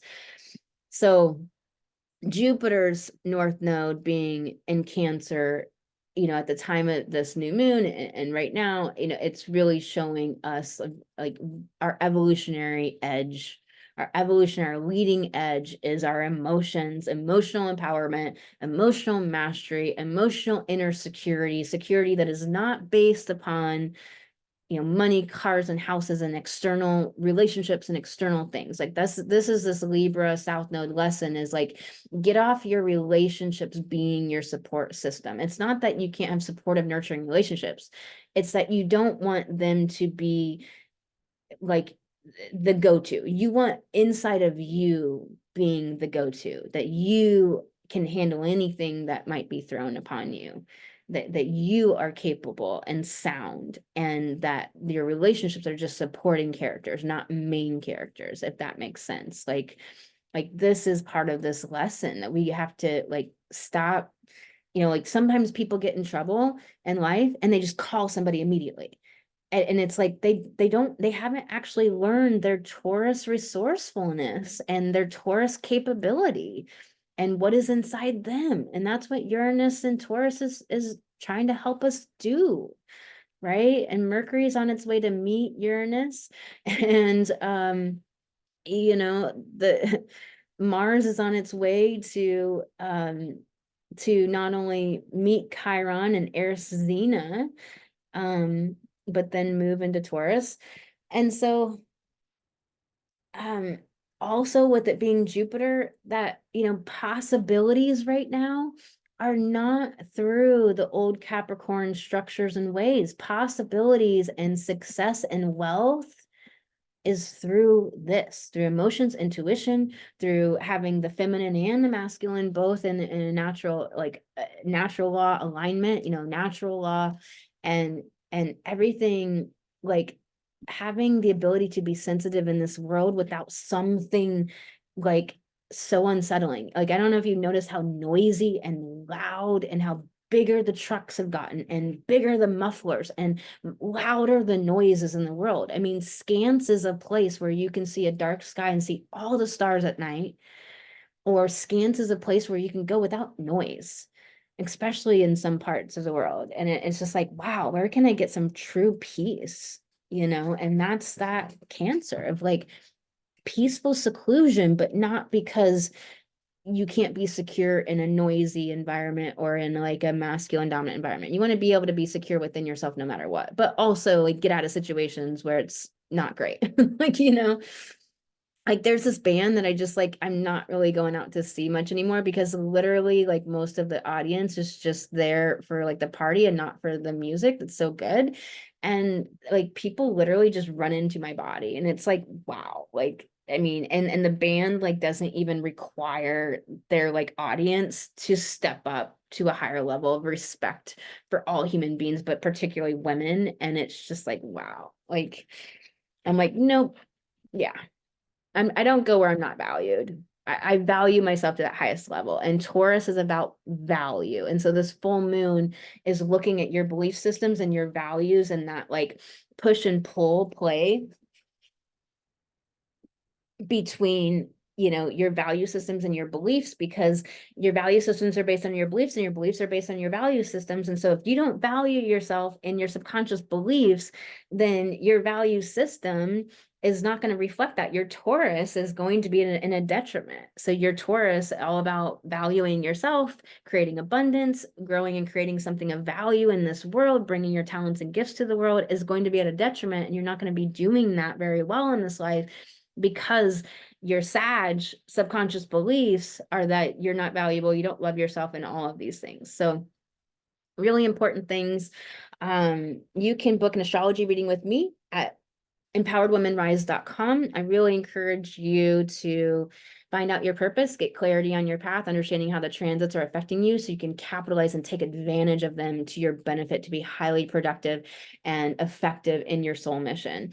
And if you want to make money and be highly effective and heal the things that are going on. Come into an astrology reading, sending you lots of love. You can go to Empowered Women Rise for everything.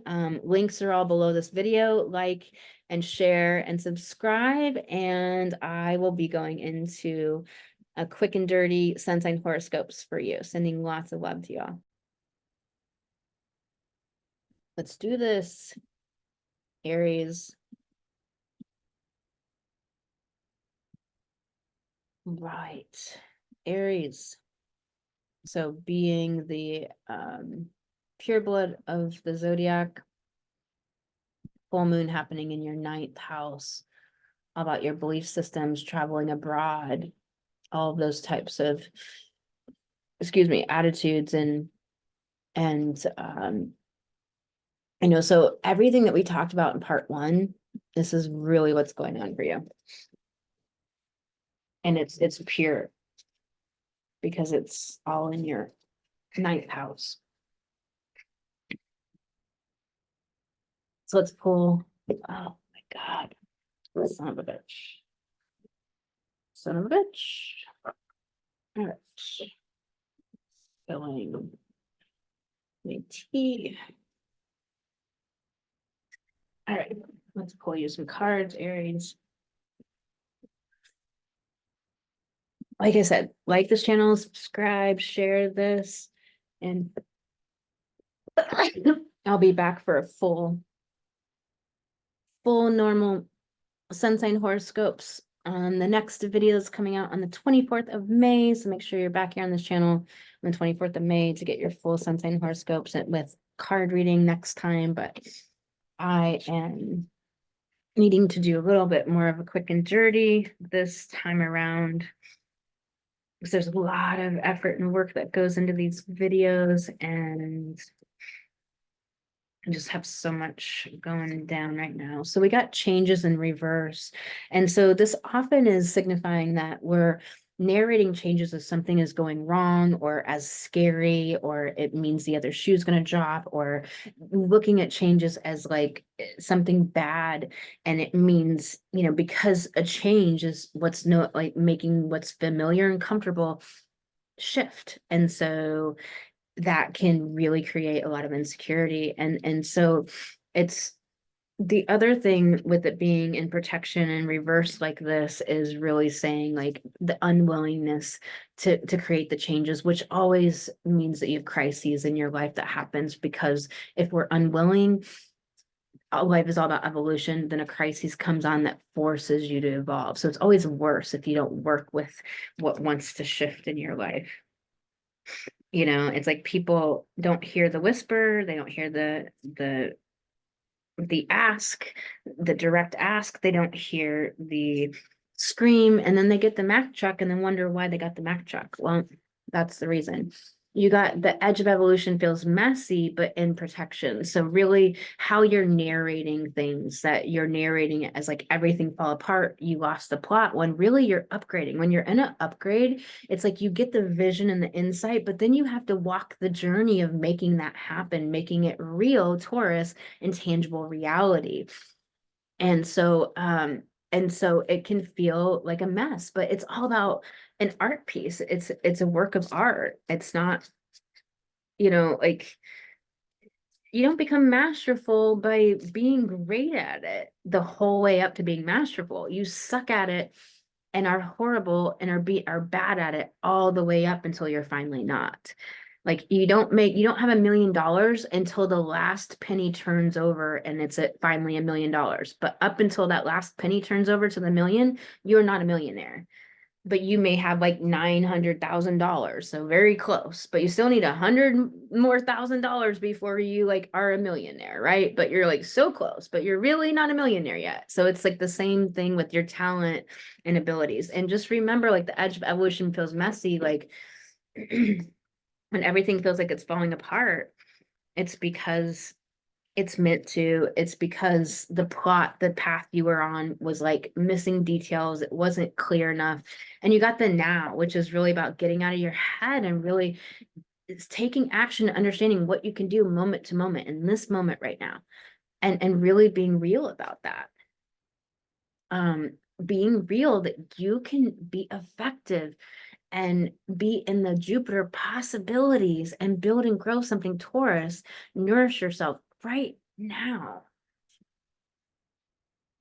And you have to get out of your head to do that. Your head, remember, there's that sesquisquare from the South Node of Libra, and indecision, gathering more data, all of this kind of stuff. Okay, Aries. So when we look at this full moon for you, that ninth house full moon, it's where we long to unite with something greater than ourselves. It's a journey. It's a dream. It's a dream. A dream quest, of like going out on the pilgrimage and the journey to be out of what is the known world for you, to find new answers and new realities and go beyond the status quo. And remember, Pluto is retrograde beyond the status quo. So the evolution is not the norm, and ruled by Jupiter and Venus here in your second house of money, abundance, of basic survival, like, how you have a house and clothes and money and food and warmth and or air conditioning and things like that. And also understanding that Mars is in your first house of your personality and how you deal with threat and your appearance and your makeup of your you-ness, like your identity and how you see yourself. And so the ruler of your sign here just met up with the North Node and really getting those lessons, and then won't meet up with the North Node until it's in a different sign, and then is going to meet up with Chiron and then meet up with Erisina about being outside the status quo, having your sisterhood and your other people, your other soul family, and being that role model of, even with great horrible things being done to you, that you, instead of seeking revenge, that you lead the people to a better way of living. And Chiron, about our deep wounded places where we walk the shadowlands to the healed and whole place.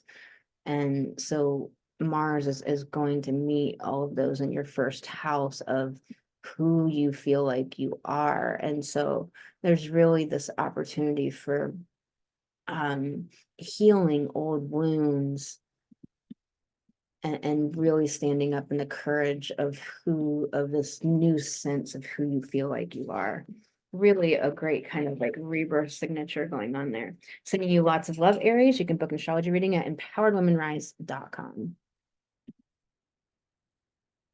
All right, let's do Taurus.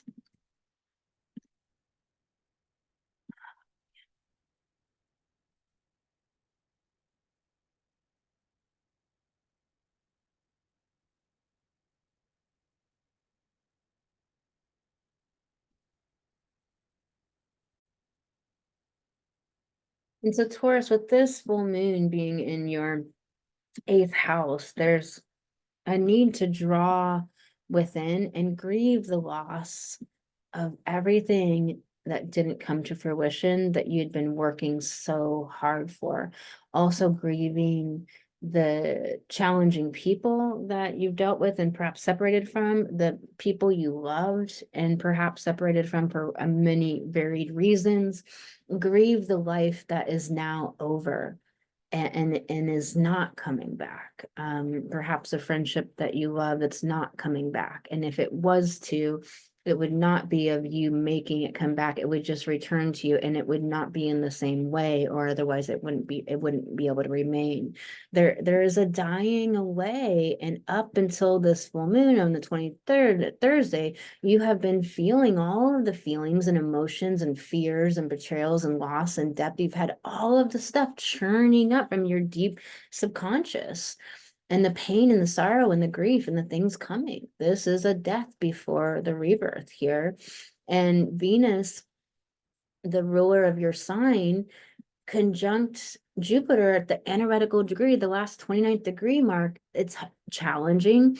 It's making all of the Taurus archetype, what that means for you, it's making that conscious, where it's asking you to be a conscious, deliberate actor in your life, to believe in the possibilities, Jupiter, to be in the having belief systems that can evolve as you gather more knowledge and understandings, but to have fixed beliefs, Taurus, in your subconscious that are about yourself, like I deserve love, I am worthy, all of those types of beliefs.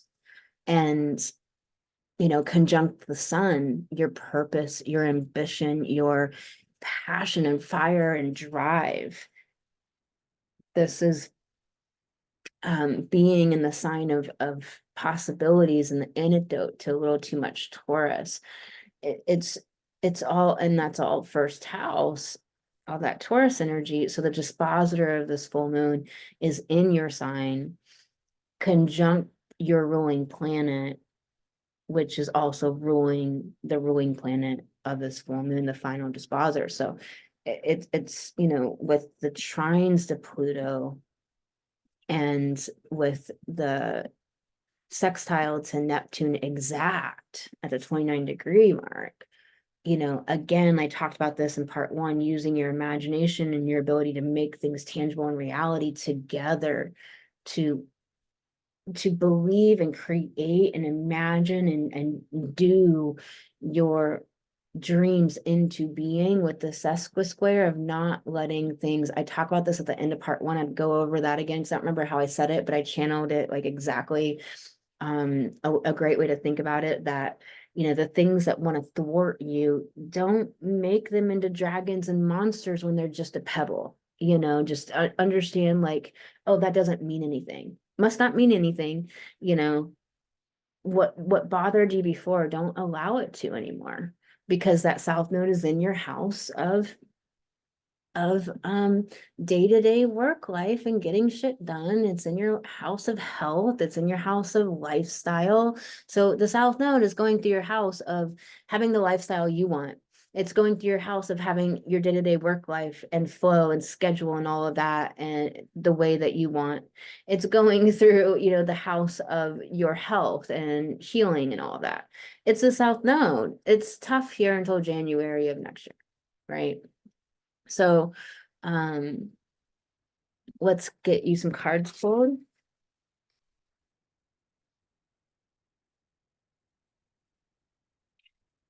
What wants to come up for Taurus? Let's do a little shuffle here.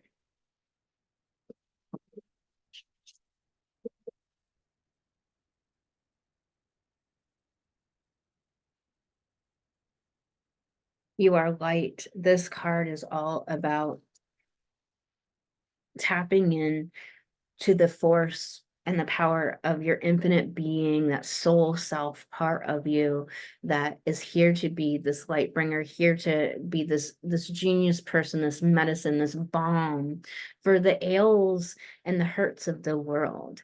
But again, remember, you're only meant to serve a subset of the whole population. And so it's making sure you get yourself out there so that those people, you come across their desk so they can connect with you.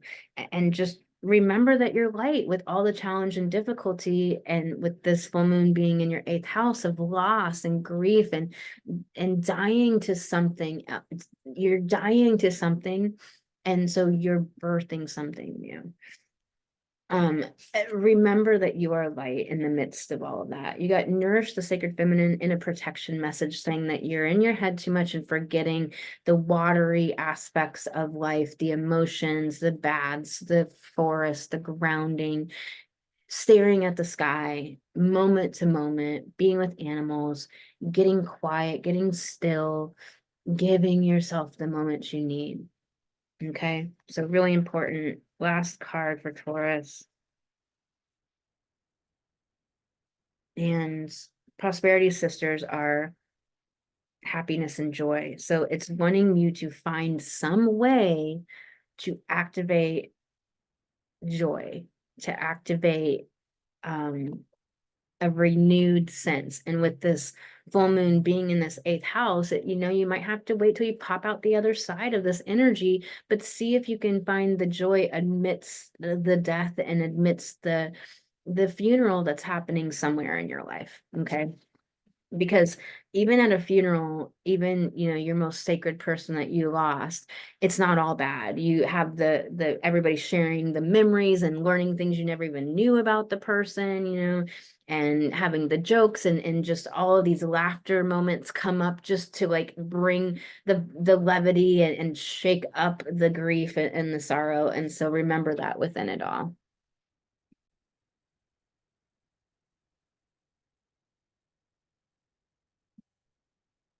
All right, quick and dirty, Gemini. Full moon happening for you in the 7th house. So this could be endings and conclusions, meaning that it's a time to celebrate. Also, this is all about partnerships, romantic, and partnerships of all kinds, but deeper, intimate, more partnerships, and particularly those of people you're in a like romantic relationship with. So all of those are up, and Sag about our beliefs, also about possibilities and integration, and ruled by all of this Taurus energy, but all of this is in your 12th house. And so definitely 7th house is the house of enemies as well, and the 12th house is hidden enemies.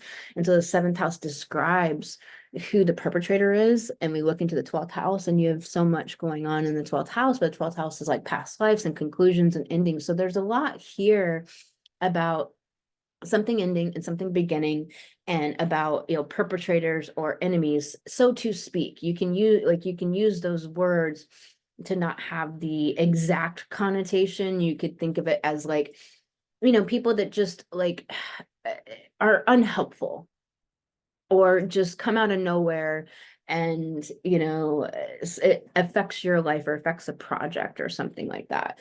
So it doesn't have to be somebody that's just outright trying to get you, but it's somebody that comes into your path, and maybe they just cut in line, and now you're like, and they have this big thing they do, and so now you're waiting in line for an hour, and you were supposed to be the next person. Like, it could be just little stuff like that, but understanding that this is illuminating this, like, who are the people you need to get out of your life, and stop with the karmic momentum of Venus relationships being in your 12th house, of the old people that make you feel Taurus secure but aren't on your path of growth and evolution, and you need to get them out. Like, this is really talking about endings, talking about relationships and with other people, and things you need to see in old past life patterns that are time to go, and what you're individuating from. Let's pull you some cards, Gemini.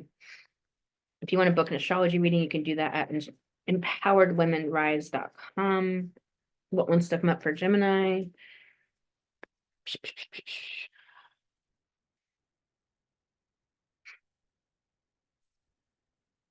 Okay. Your past supports your future. So it's really fascinating that you got the 12th and the 12th and um the 12th and 7th houses, the 7th house about celebration and completions. And then the 12th house about completions before a new cycle, but about past lives. And so your past lives, like, you've grown and gotten the gifts and the wealth and all the things you needed in the evolution to now move into the future on your soul mission to do the amazing big things you're here to do, the medicine that you're here to be for the world, the distraction of shiny things. That's a Gemini issue, right? Of like here and there and this thing and that thing, and never actually, like Taurus, building and growing something and sustaining it, making it into a form. That's why Cancer is the antidote to Gemini. Like, let's make it into a form. Let's hunker down. Let's nourish this and put energy into it. And so definitely your sign is in Mercury in that 12th house. And so Mercury is coming to meet with Uranus, and it's the lower and higher octaves of the mind. So really looking on, are you doing thought work? All of my clients learn thought work. All my clients learn my process, basically, and emotional mastery and empowerment. And so it's like, are you doing those things that make you effective and productive, or make you unproductive and ineffective? Befriend the word polarize, that it's not just all or nothing, that it's holding all the disparate things simultaneously.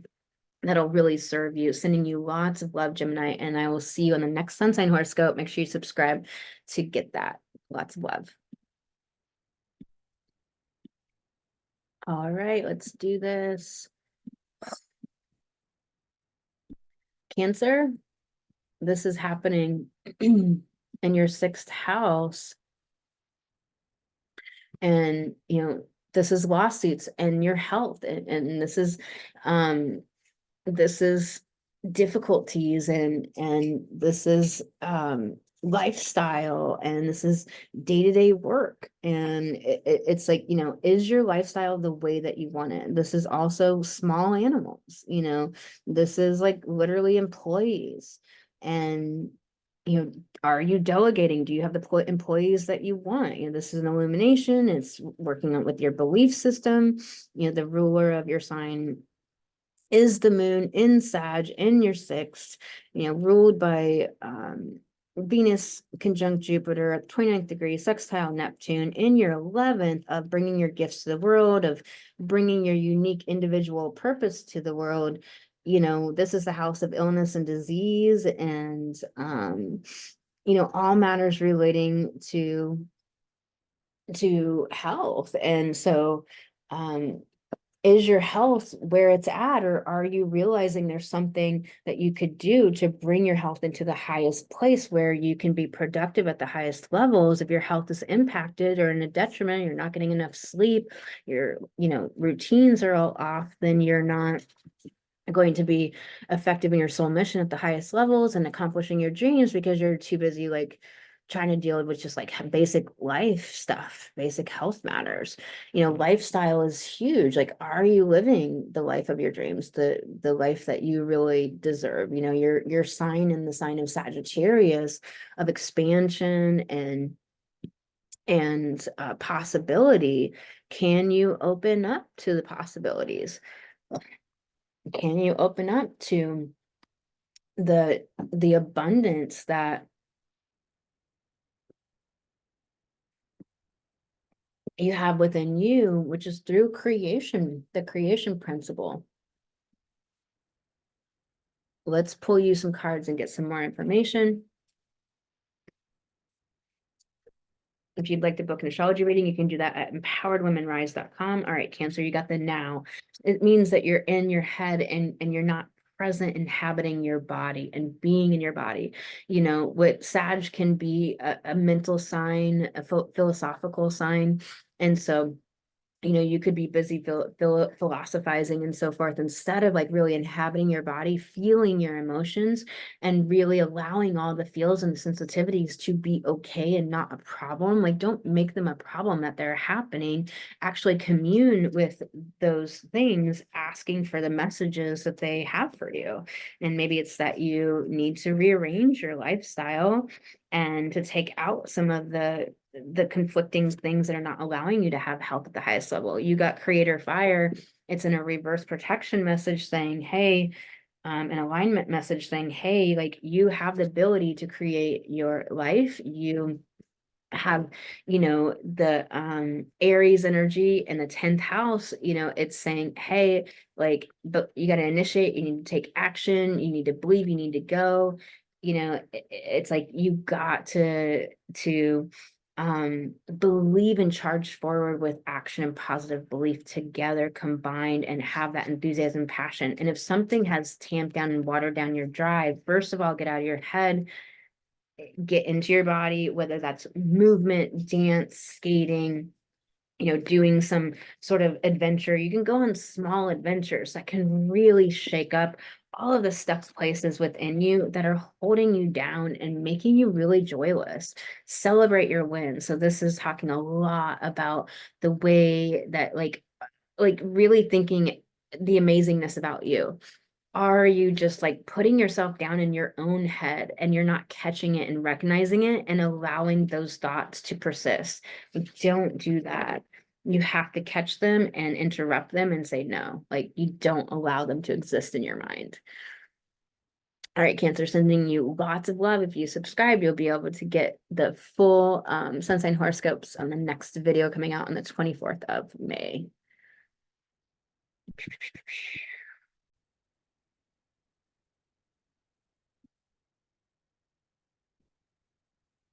All right.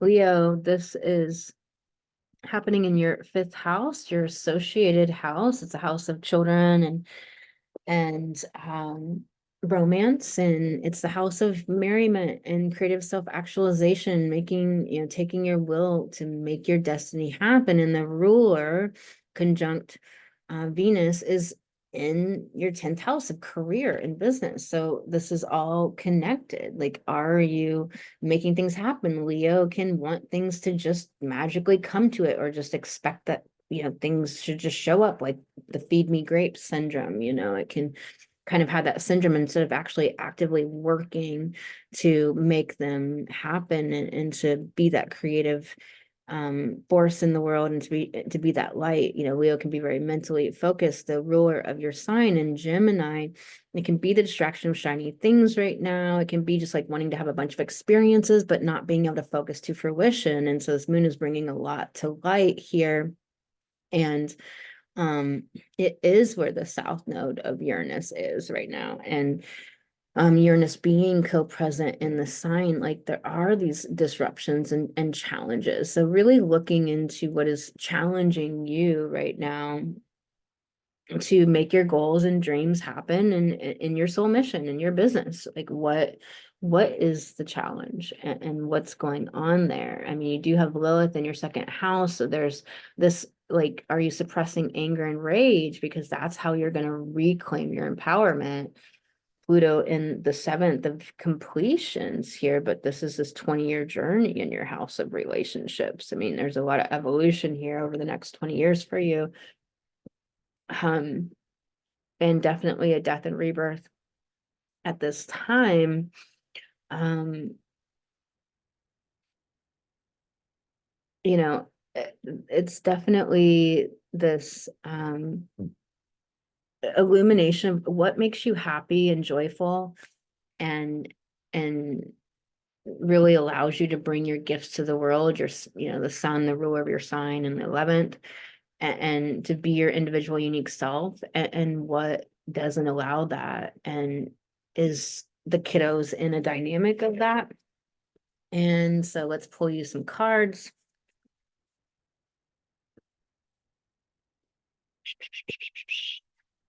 Yeah, bravely market your magic. So this is saying you got to put yourself out there. You got to make it real and tangible. Neptune, with that sextile to Neptune in your eighth house. The eighth house is kind of a death, and so the imagination isn't giving you the clarity, or you're not able to actualize upon it, just different challenges there.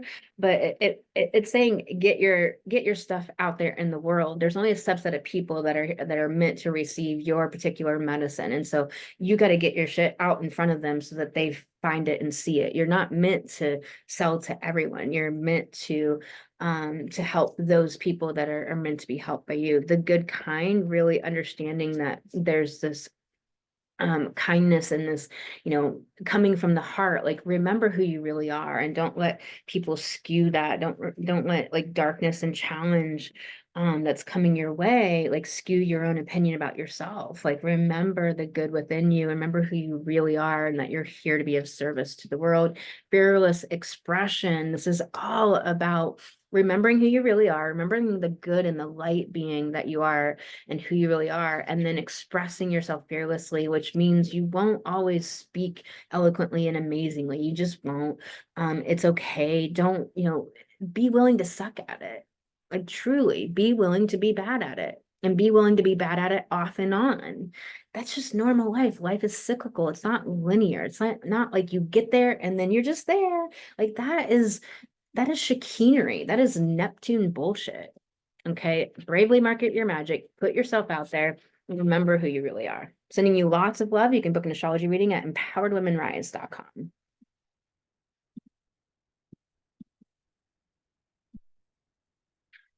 What is happening? Virgo, fourth house.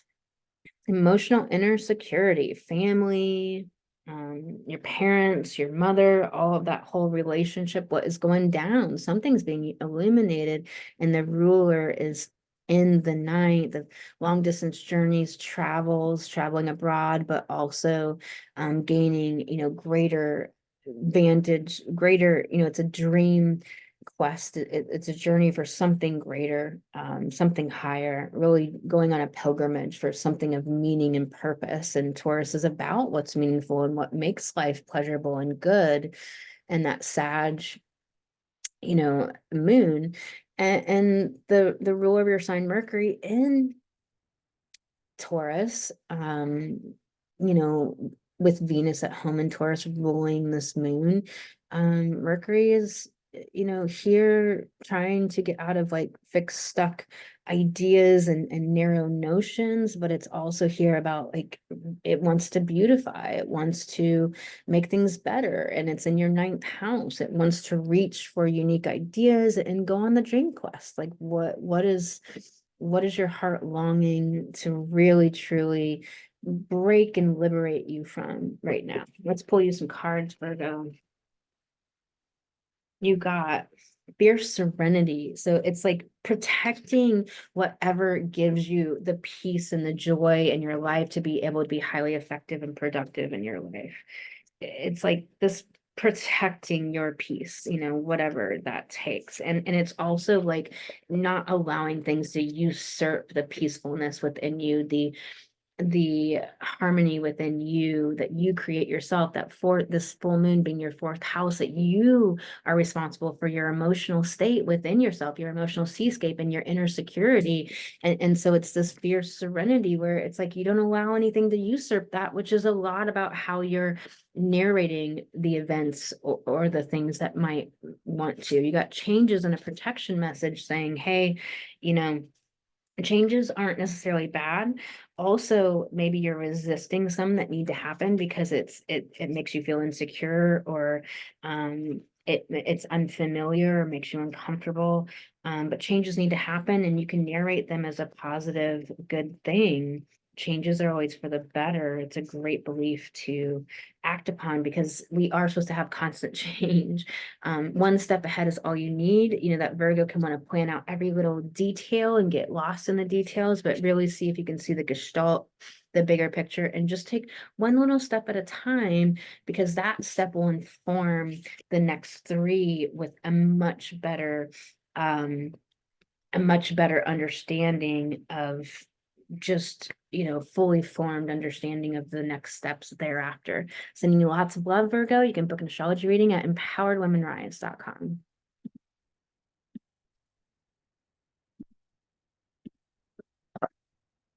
Libra, third house moon for you. It's in the opposite correlated sign, in this Gemini house, all about embracing life experiences, all about your siblings and, your sisters and brothers and what's going on there for you. This is an illumination of things. So a lot of dynamics between you and your siblings could really be coming up right now, and things could be clarifying and gaining greater understanding. And the ruler of this in your eighth house of like a death and grieving, and something, it could be where it's a death to an old cycle, old things. This could be a death to things that you didn't want, you didn't like, and now they're coming to an end. They're finally coming to a death point. They are no more. And also, though, there is much to do in healing. There's maturing and action that needs to be taken to fully heal, to fully integrate and have the lifestyle you want. Saturn here in the sixth. And the ruler of your sign, Venus, is at home in Taurus and conjunct the sun and Jupiter, this expansion of possibilities and ideas and wanting, this could be an expansion into building out from this mystical, spiritual, metaphysical realm and building that into a structure and reality and growth from there. Really coming into your own, could be psychic development or metaphysical beliefs, gaining a greater sense of security within yourself based on what you understand about the invisible realms. Let's pull you a card. Overthinking can spoil the magic. So it's in a protection message of really saying that there's just this Libra tendency to think and think and think and gather more information, deliberate and be an indecision. And it's saying, like there's the air, the consciousness of air, that quality, it's important, but our mind's supposed to be a receiving tower and a transmitting tower. It's not meant to decide our life. Like really listen to that inner knowing, and that is Sagittarius. So this moon in the sign, in the house of the mind, and understanding and teaching and writing, and there's this calling towards the right brain and inner knowing, move towards that intuitive knowing. Ambush fear with ferocious dreams. So whatever fears are coming up, really see if you can dismantle them. What's the worst case scenario? Okay, if that happens, then what?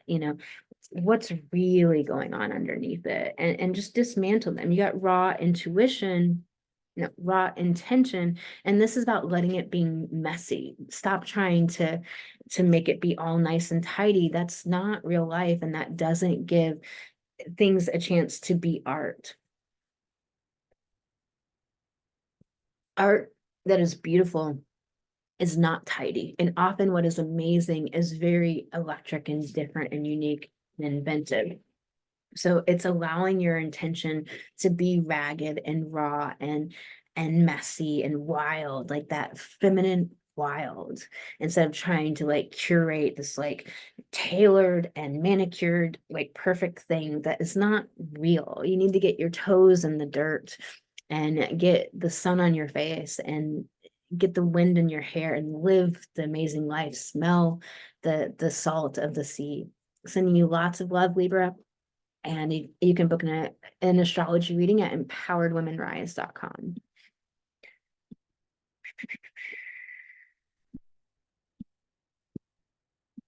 Scorpio. This is in your second house of Maslow's hierarchy of needs. How does it feel like? Do you feel like you're providing for yourself just fine? Do you feel like you're able to thrive? Do you feel like you're building or growing something for the future? Do you feel like you're acting upon your intuitive knowing? And, the ruler of this is in your seventh. There's some sort of completions happening to old ways you used to do things that just aren't working for you anymore in this realm of your life. And so it's illuminating old ways that you did, that you earned money and made your living, and the things that helped and supported you. There's some sort of old cycle ending and a new one beginning, and it could just simply be your Sagittarius, your beliefs or the way that you look at it. And it also could be that you're really on a dream quest for a way of living that's really thriving and is full of life and beauty. And that's really something that is lifting you up into this magical place. The ruler of your sign, one of them in your fourth house of emotional security, there's an evolution here happening over the next 20 years. Pluto is the destroyer, the resurrection, the evolution. And so there is a great big there's power and emotional security, but also there is a challenge here. Pluto is our wounded places with family and all that means, what's going on there for you. And then Mars being the other ruler here, going to conjunct Chiron, and applying conjunction to Chiron in your sixth house and Aries, really wanting you to initiate into the healing of the wounds that are holding you back from living in the thriving, amazing life that you really dream for yourself, and being in the possibilities and adventure, like understanding your wealth is your ability to create. If you are programmed by the old program, and you're supposed to work a job and somebody else gives you money because you're steady and consistent. Those are old paradigms that just aren't true. You got fierce serenity, not letting anything usurp your peace with Pluto in that fourth house. That's all the lessons about it, that, stop blaming everyone else and take responsibility for your thoughts, feelings, and actions. I teach my clients to do just that. You got the spark of business, of running a business, of being in your soul mission, and it's in a protection message. So there's some sort of challenge here of victim narrative, and you gotta rewrite that narrative. You've got to take ownership of your own thoughts, feelings, and actions, and reclaim your agency and your personal power. Mars in its home sign in your sixth house, reclaim personal power in your lifestyle and what you want to create for yourself. Overrate your intuition, but it's in a protection message where you're listening to your mind and not your intuition, maybe disconnected from it completely. What happened there? Why is this disconnection happening? And how can you turn that back on? Do you not trust it? There's processes that you can do to begin to trust that over your ego and mind. And I teach my clients those. So definitely do something to reconnect your intuition. Sag is all about the right brain and the feminine. So something's going down there, sending you lots of love. You can book an astrology reading at empoweredwomanrise.com. Talk to you next time, Scorpio. All right, Sag, first house, full moon for you. All about how you deal with threat, your personality, your identity. There's something being illuminated here. And there's wanting to be a renewal here. Wanting to be something changing in your identity and your lifestyle, like how you live, your health, your vitality, who you are, all of that being renewed, and Jupiter, the ruler of your sign, ruling this full moon in your sign in the sixth house, all about health, healing, small animals, your day-to-day work life, and your lifestyle. Are you living the lifestyle that you really want? Is your health where you want it? Is your health allowing you to thrive and allowing you to be the person, first house, that you want to be? There's something going down here, and there's also something here about being of service. Are you really building and growing something that is for the greater whole, that's in service to humanity and helps others? Definitely understand that you have so much more personal power than you're believing that you do, with all that Aries in that fifth house. Reclaiming your joy, taking action, to connect to your joy. Welcome the divine masculine in a protection message, that there's something here about connecting to the masculine principle, which is the initiating, going out in the external world, making things happen, the passion and enthusiasm energy. How can you welcome that in? There's something shut down there. What shut it down? Maybe you need to get back to self-pleasure. Maybe you need to do some sort of touch massage or some PT, or there's a health issue that's been really sucking your joy, or there's been fear or death in the family. Something's going down.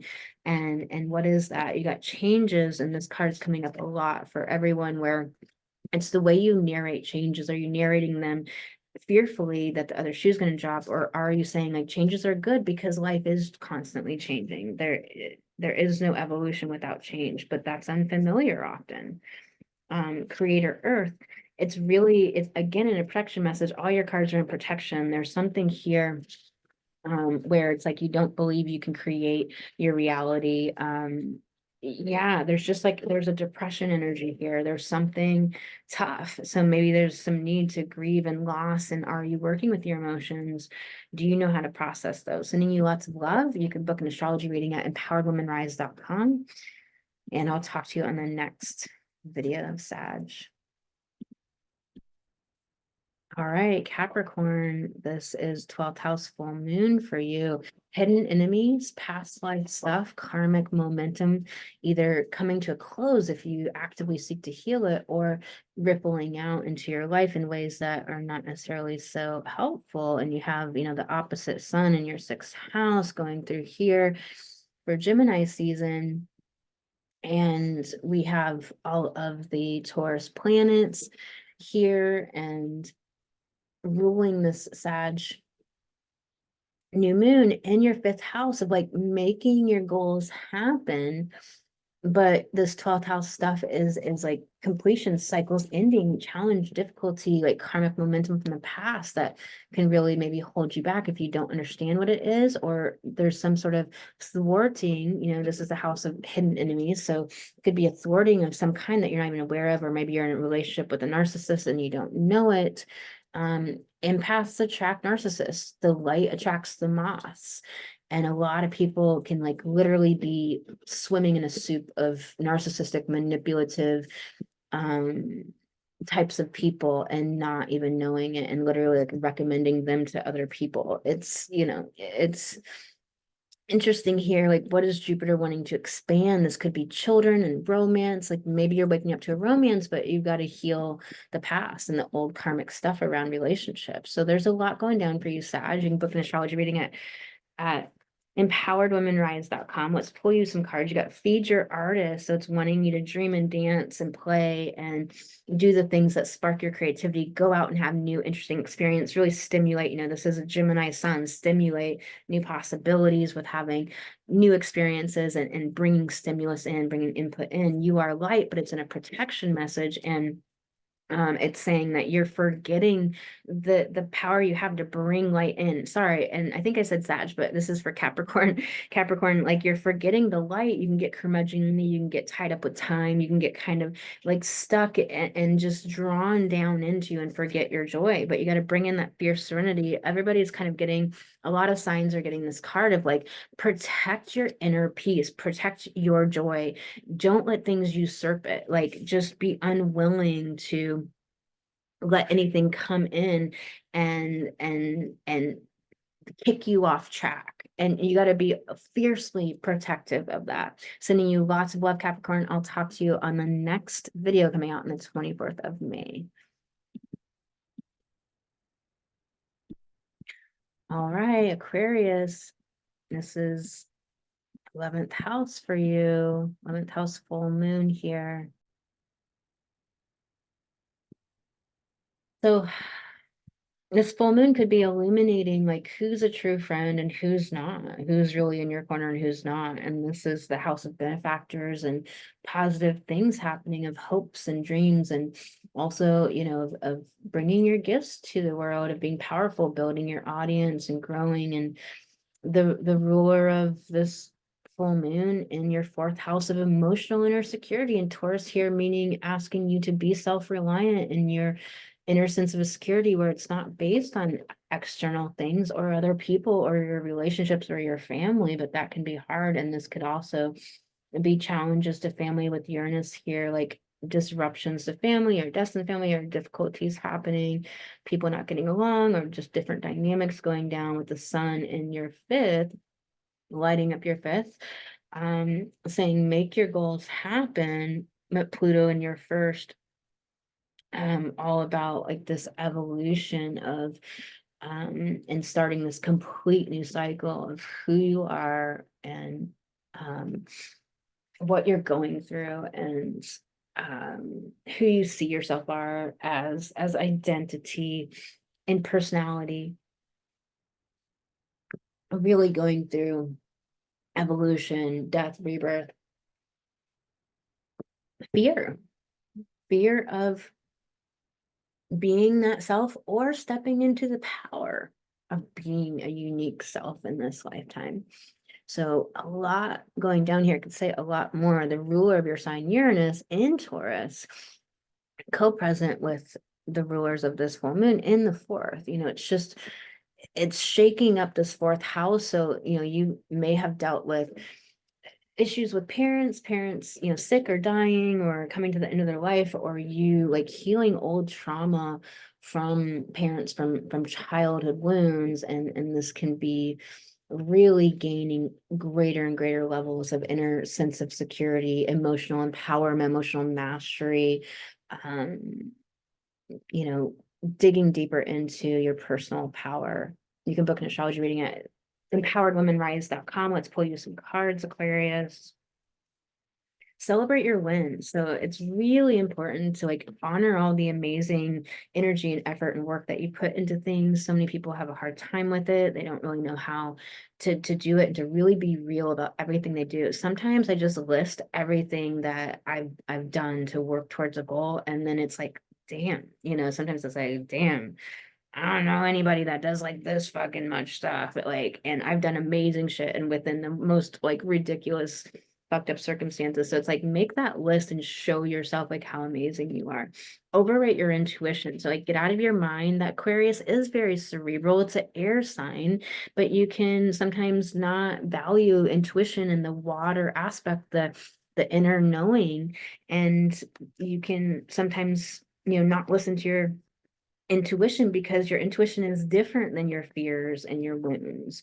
And so a lot of people are like, oh, I'm not going to do this thing because my intuition said no. That's your fear and your wound.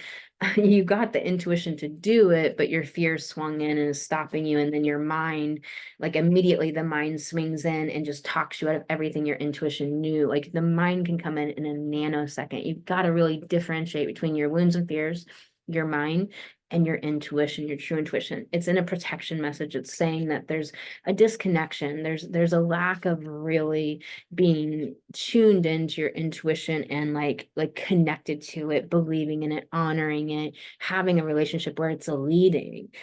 How do you develop that? That's a great thing to consider.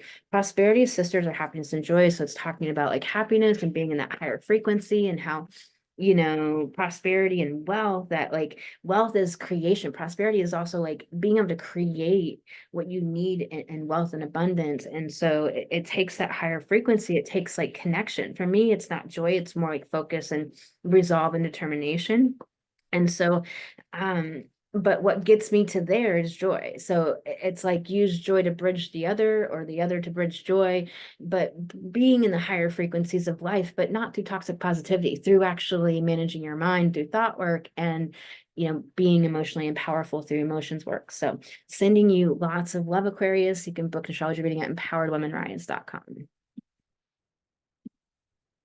All right, Pisces, last sign of the zodiac, the Alpha and Omega. And this full moon for you in that 10th house of soul mission, of career, of ambition, of taking up space in this world, and believing that you have an important role in this world. This is also a new cycle. So this is great. And it's an illumination in all the Sag energy. So new beliefs about what you're capable of and about what your soul mission is all about. It's also this new cycle with this Jupiter-Uranus conjunction in April, and so many new cycles happening in all these different areas of your life. You listen to part 1, I talked about like the 9-year new cycle and this 14-year new cycle and different aspects of it, with the sun now going through your 4th house of emotional inner empowerment and of uh, family and home, what home means to you. So that sun is like lighting that up. So that could be really maybe becoming a lot more positive, or just a lot more of a free mindset around it. But the ruler of this full moon in your 3rd house of the mind. So there's a lot here of taking your empowerment back around how you're narrating life, narrating individual events.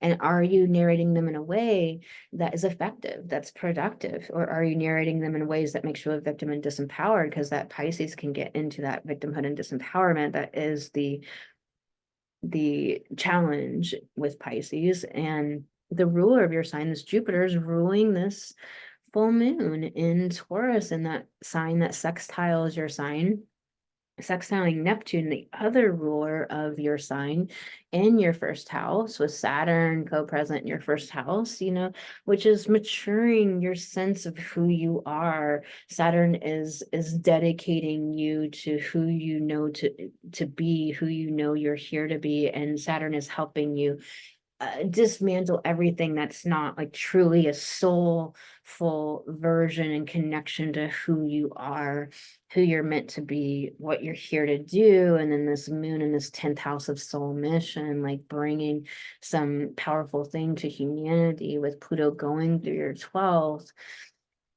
ending cycles, old cycles of spiritual and energetic and psychic disempowerment and hidden enemies coming at you from all directions and thwarting your life and taking you down in ways. There's, Pluto here to end this old cycle and have a resurrection of your own personal power, and lots going down here. Could go on and on about you, Pisces, but you can book an astrology reading at empoweredwomenrise.com. Let's pull you some cards, and this card is coming up, the good kind, remembering who you really are, remembering you are a good-hearted, good-natured person. And no matter the difficulties or the fucked up people in the world that want to try to like make you a problem or say that you're bad in some way or you're not good, like fuck that. Don't believe that. You really got to put that aside and believe in yourself and who you really are, and know who you really are.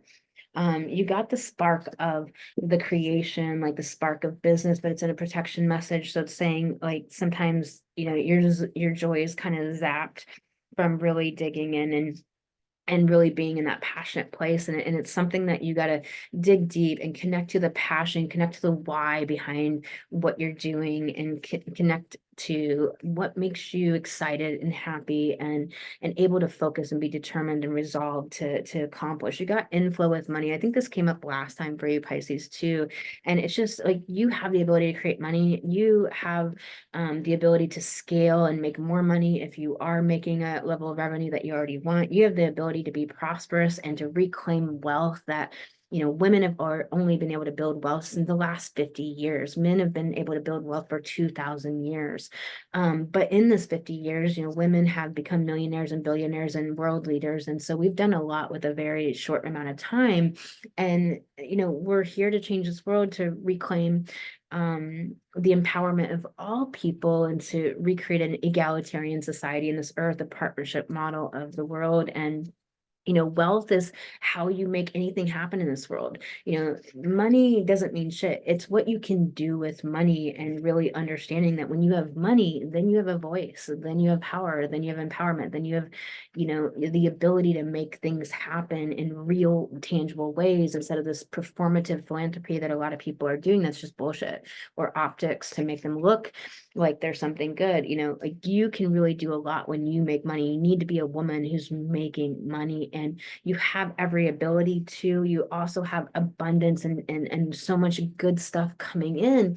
One of the co-rulers of your sign, Jupiter, is in the sign of abundance, in the sign of the feminine, in the sign of a building and growing, creating, and knowing your value, knowing your ability to create, which is wealth itself. If you know you can create, that is wealth, because everything else can be taken away or destroyed or goes through a natural cyclical process of death and rebirth. But your ability to create also goes through a natural process of death and rebirth on a regular basis. But it is something that never is taken away from you unless you think it is, which is all about your mind. And so just realize that there is great fortune coming your way, that Jupiter is in the house of your mind. So this is everything to do, like what I just said, about what you think.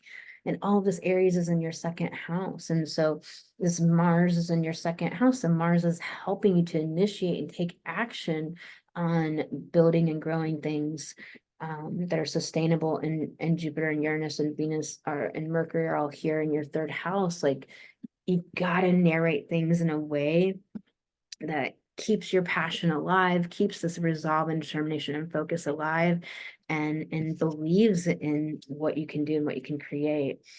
The universe is supporting you. Okay. So cozy up with risk. This is saying like, go for it, do the things that are hard to do the things that you've been resisting. You got this, you can do it. So it's wanting you to step into a bigger life, a bigger identity of who you are, who you believe yourself to be, and believe in yourself at the highest level. Stop playing around and stop fucking playing small, and don't let other people like keep you small. Narcissists will dim you down. They'll keep you small. Sending you lots of love, Pisces. If you'd like to book an astrology reading, you can do that at empoweredwomenrise.com. Sending everyone so much love. Until next time.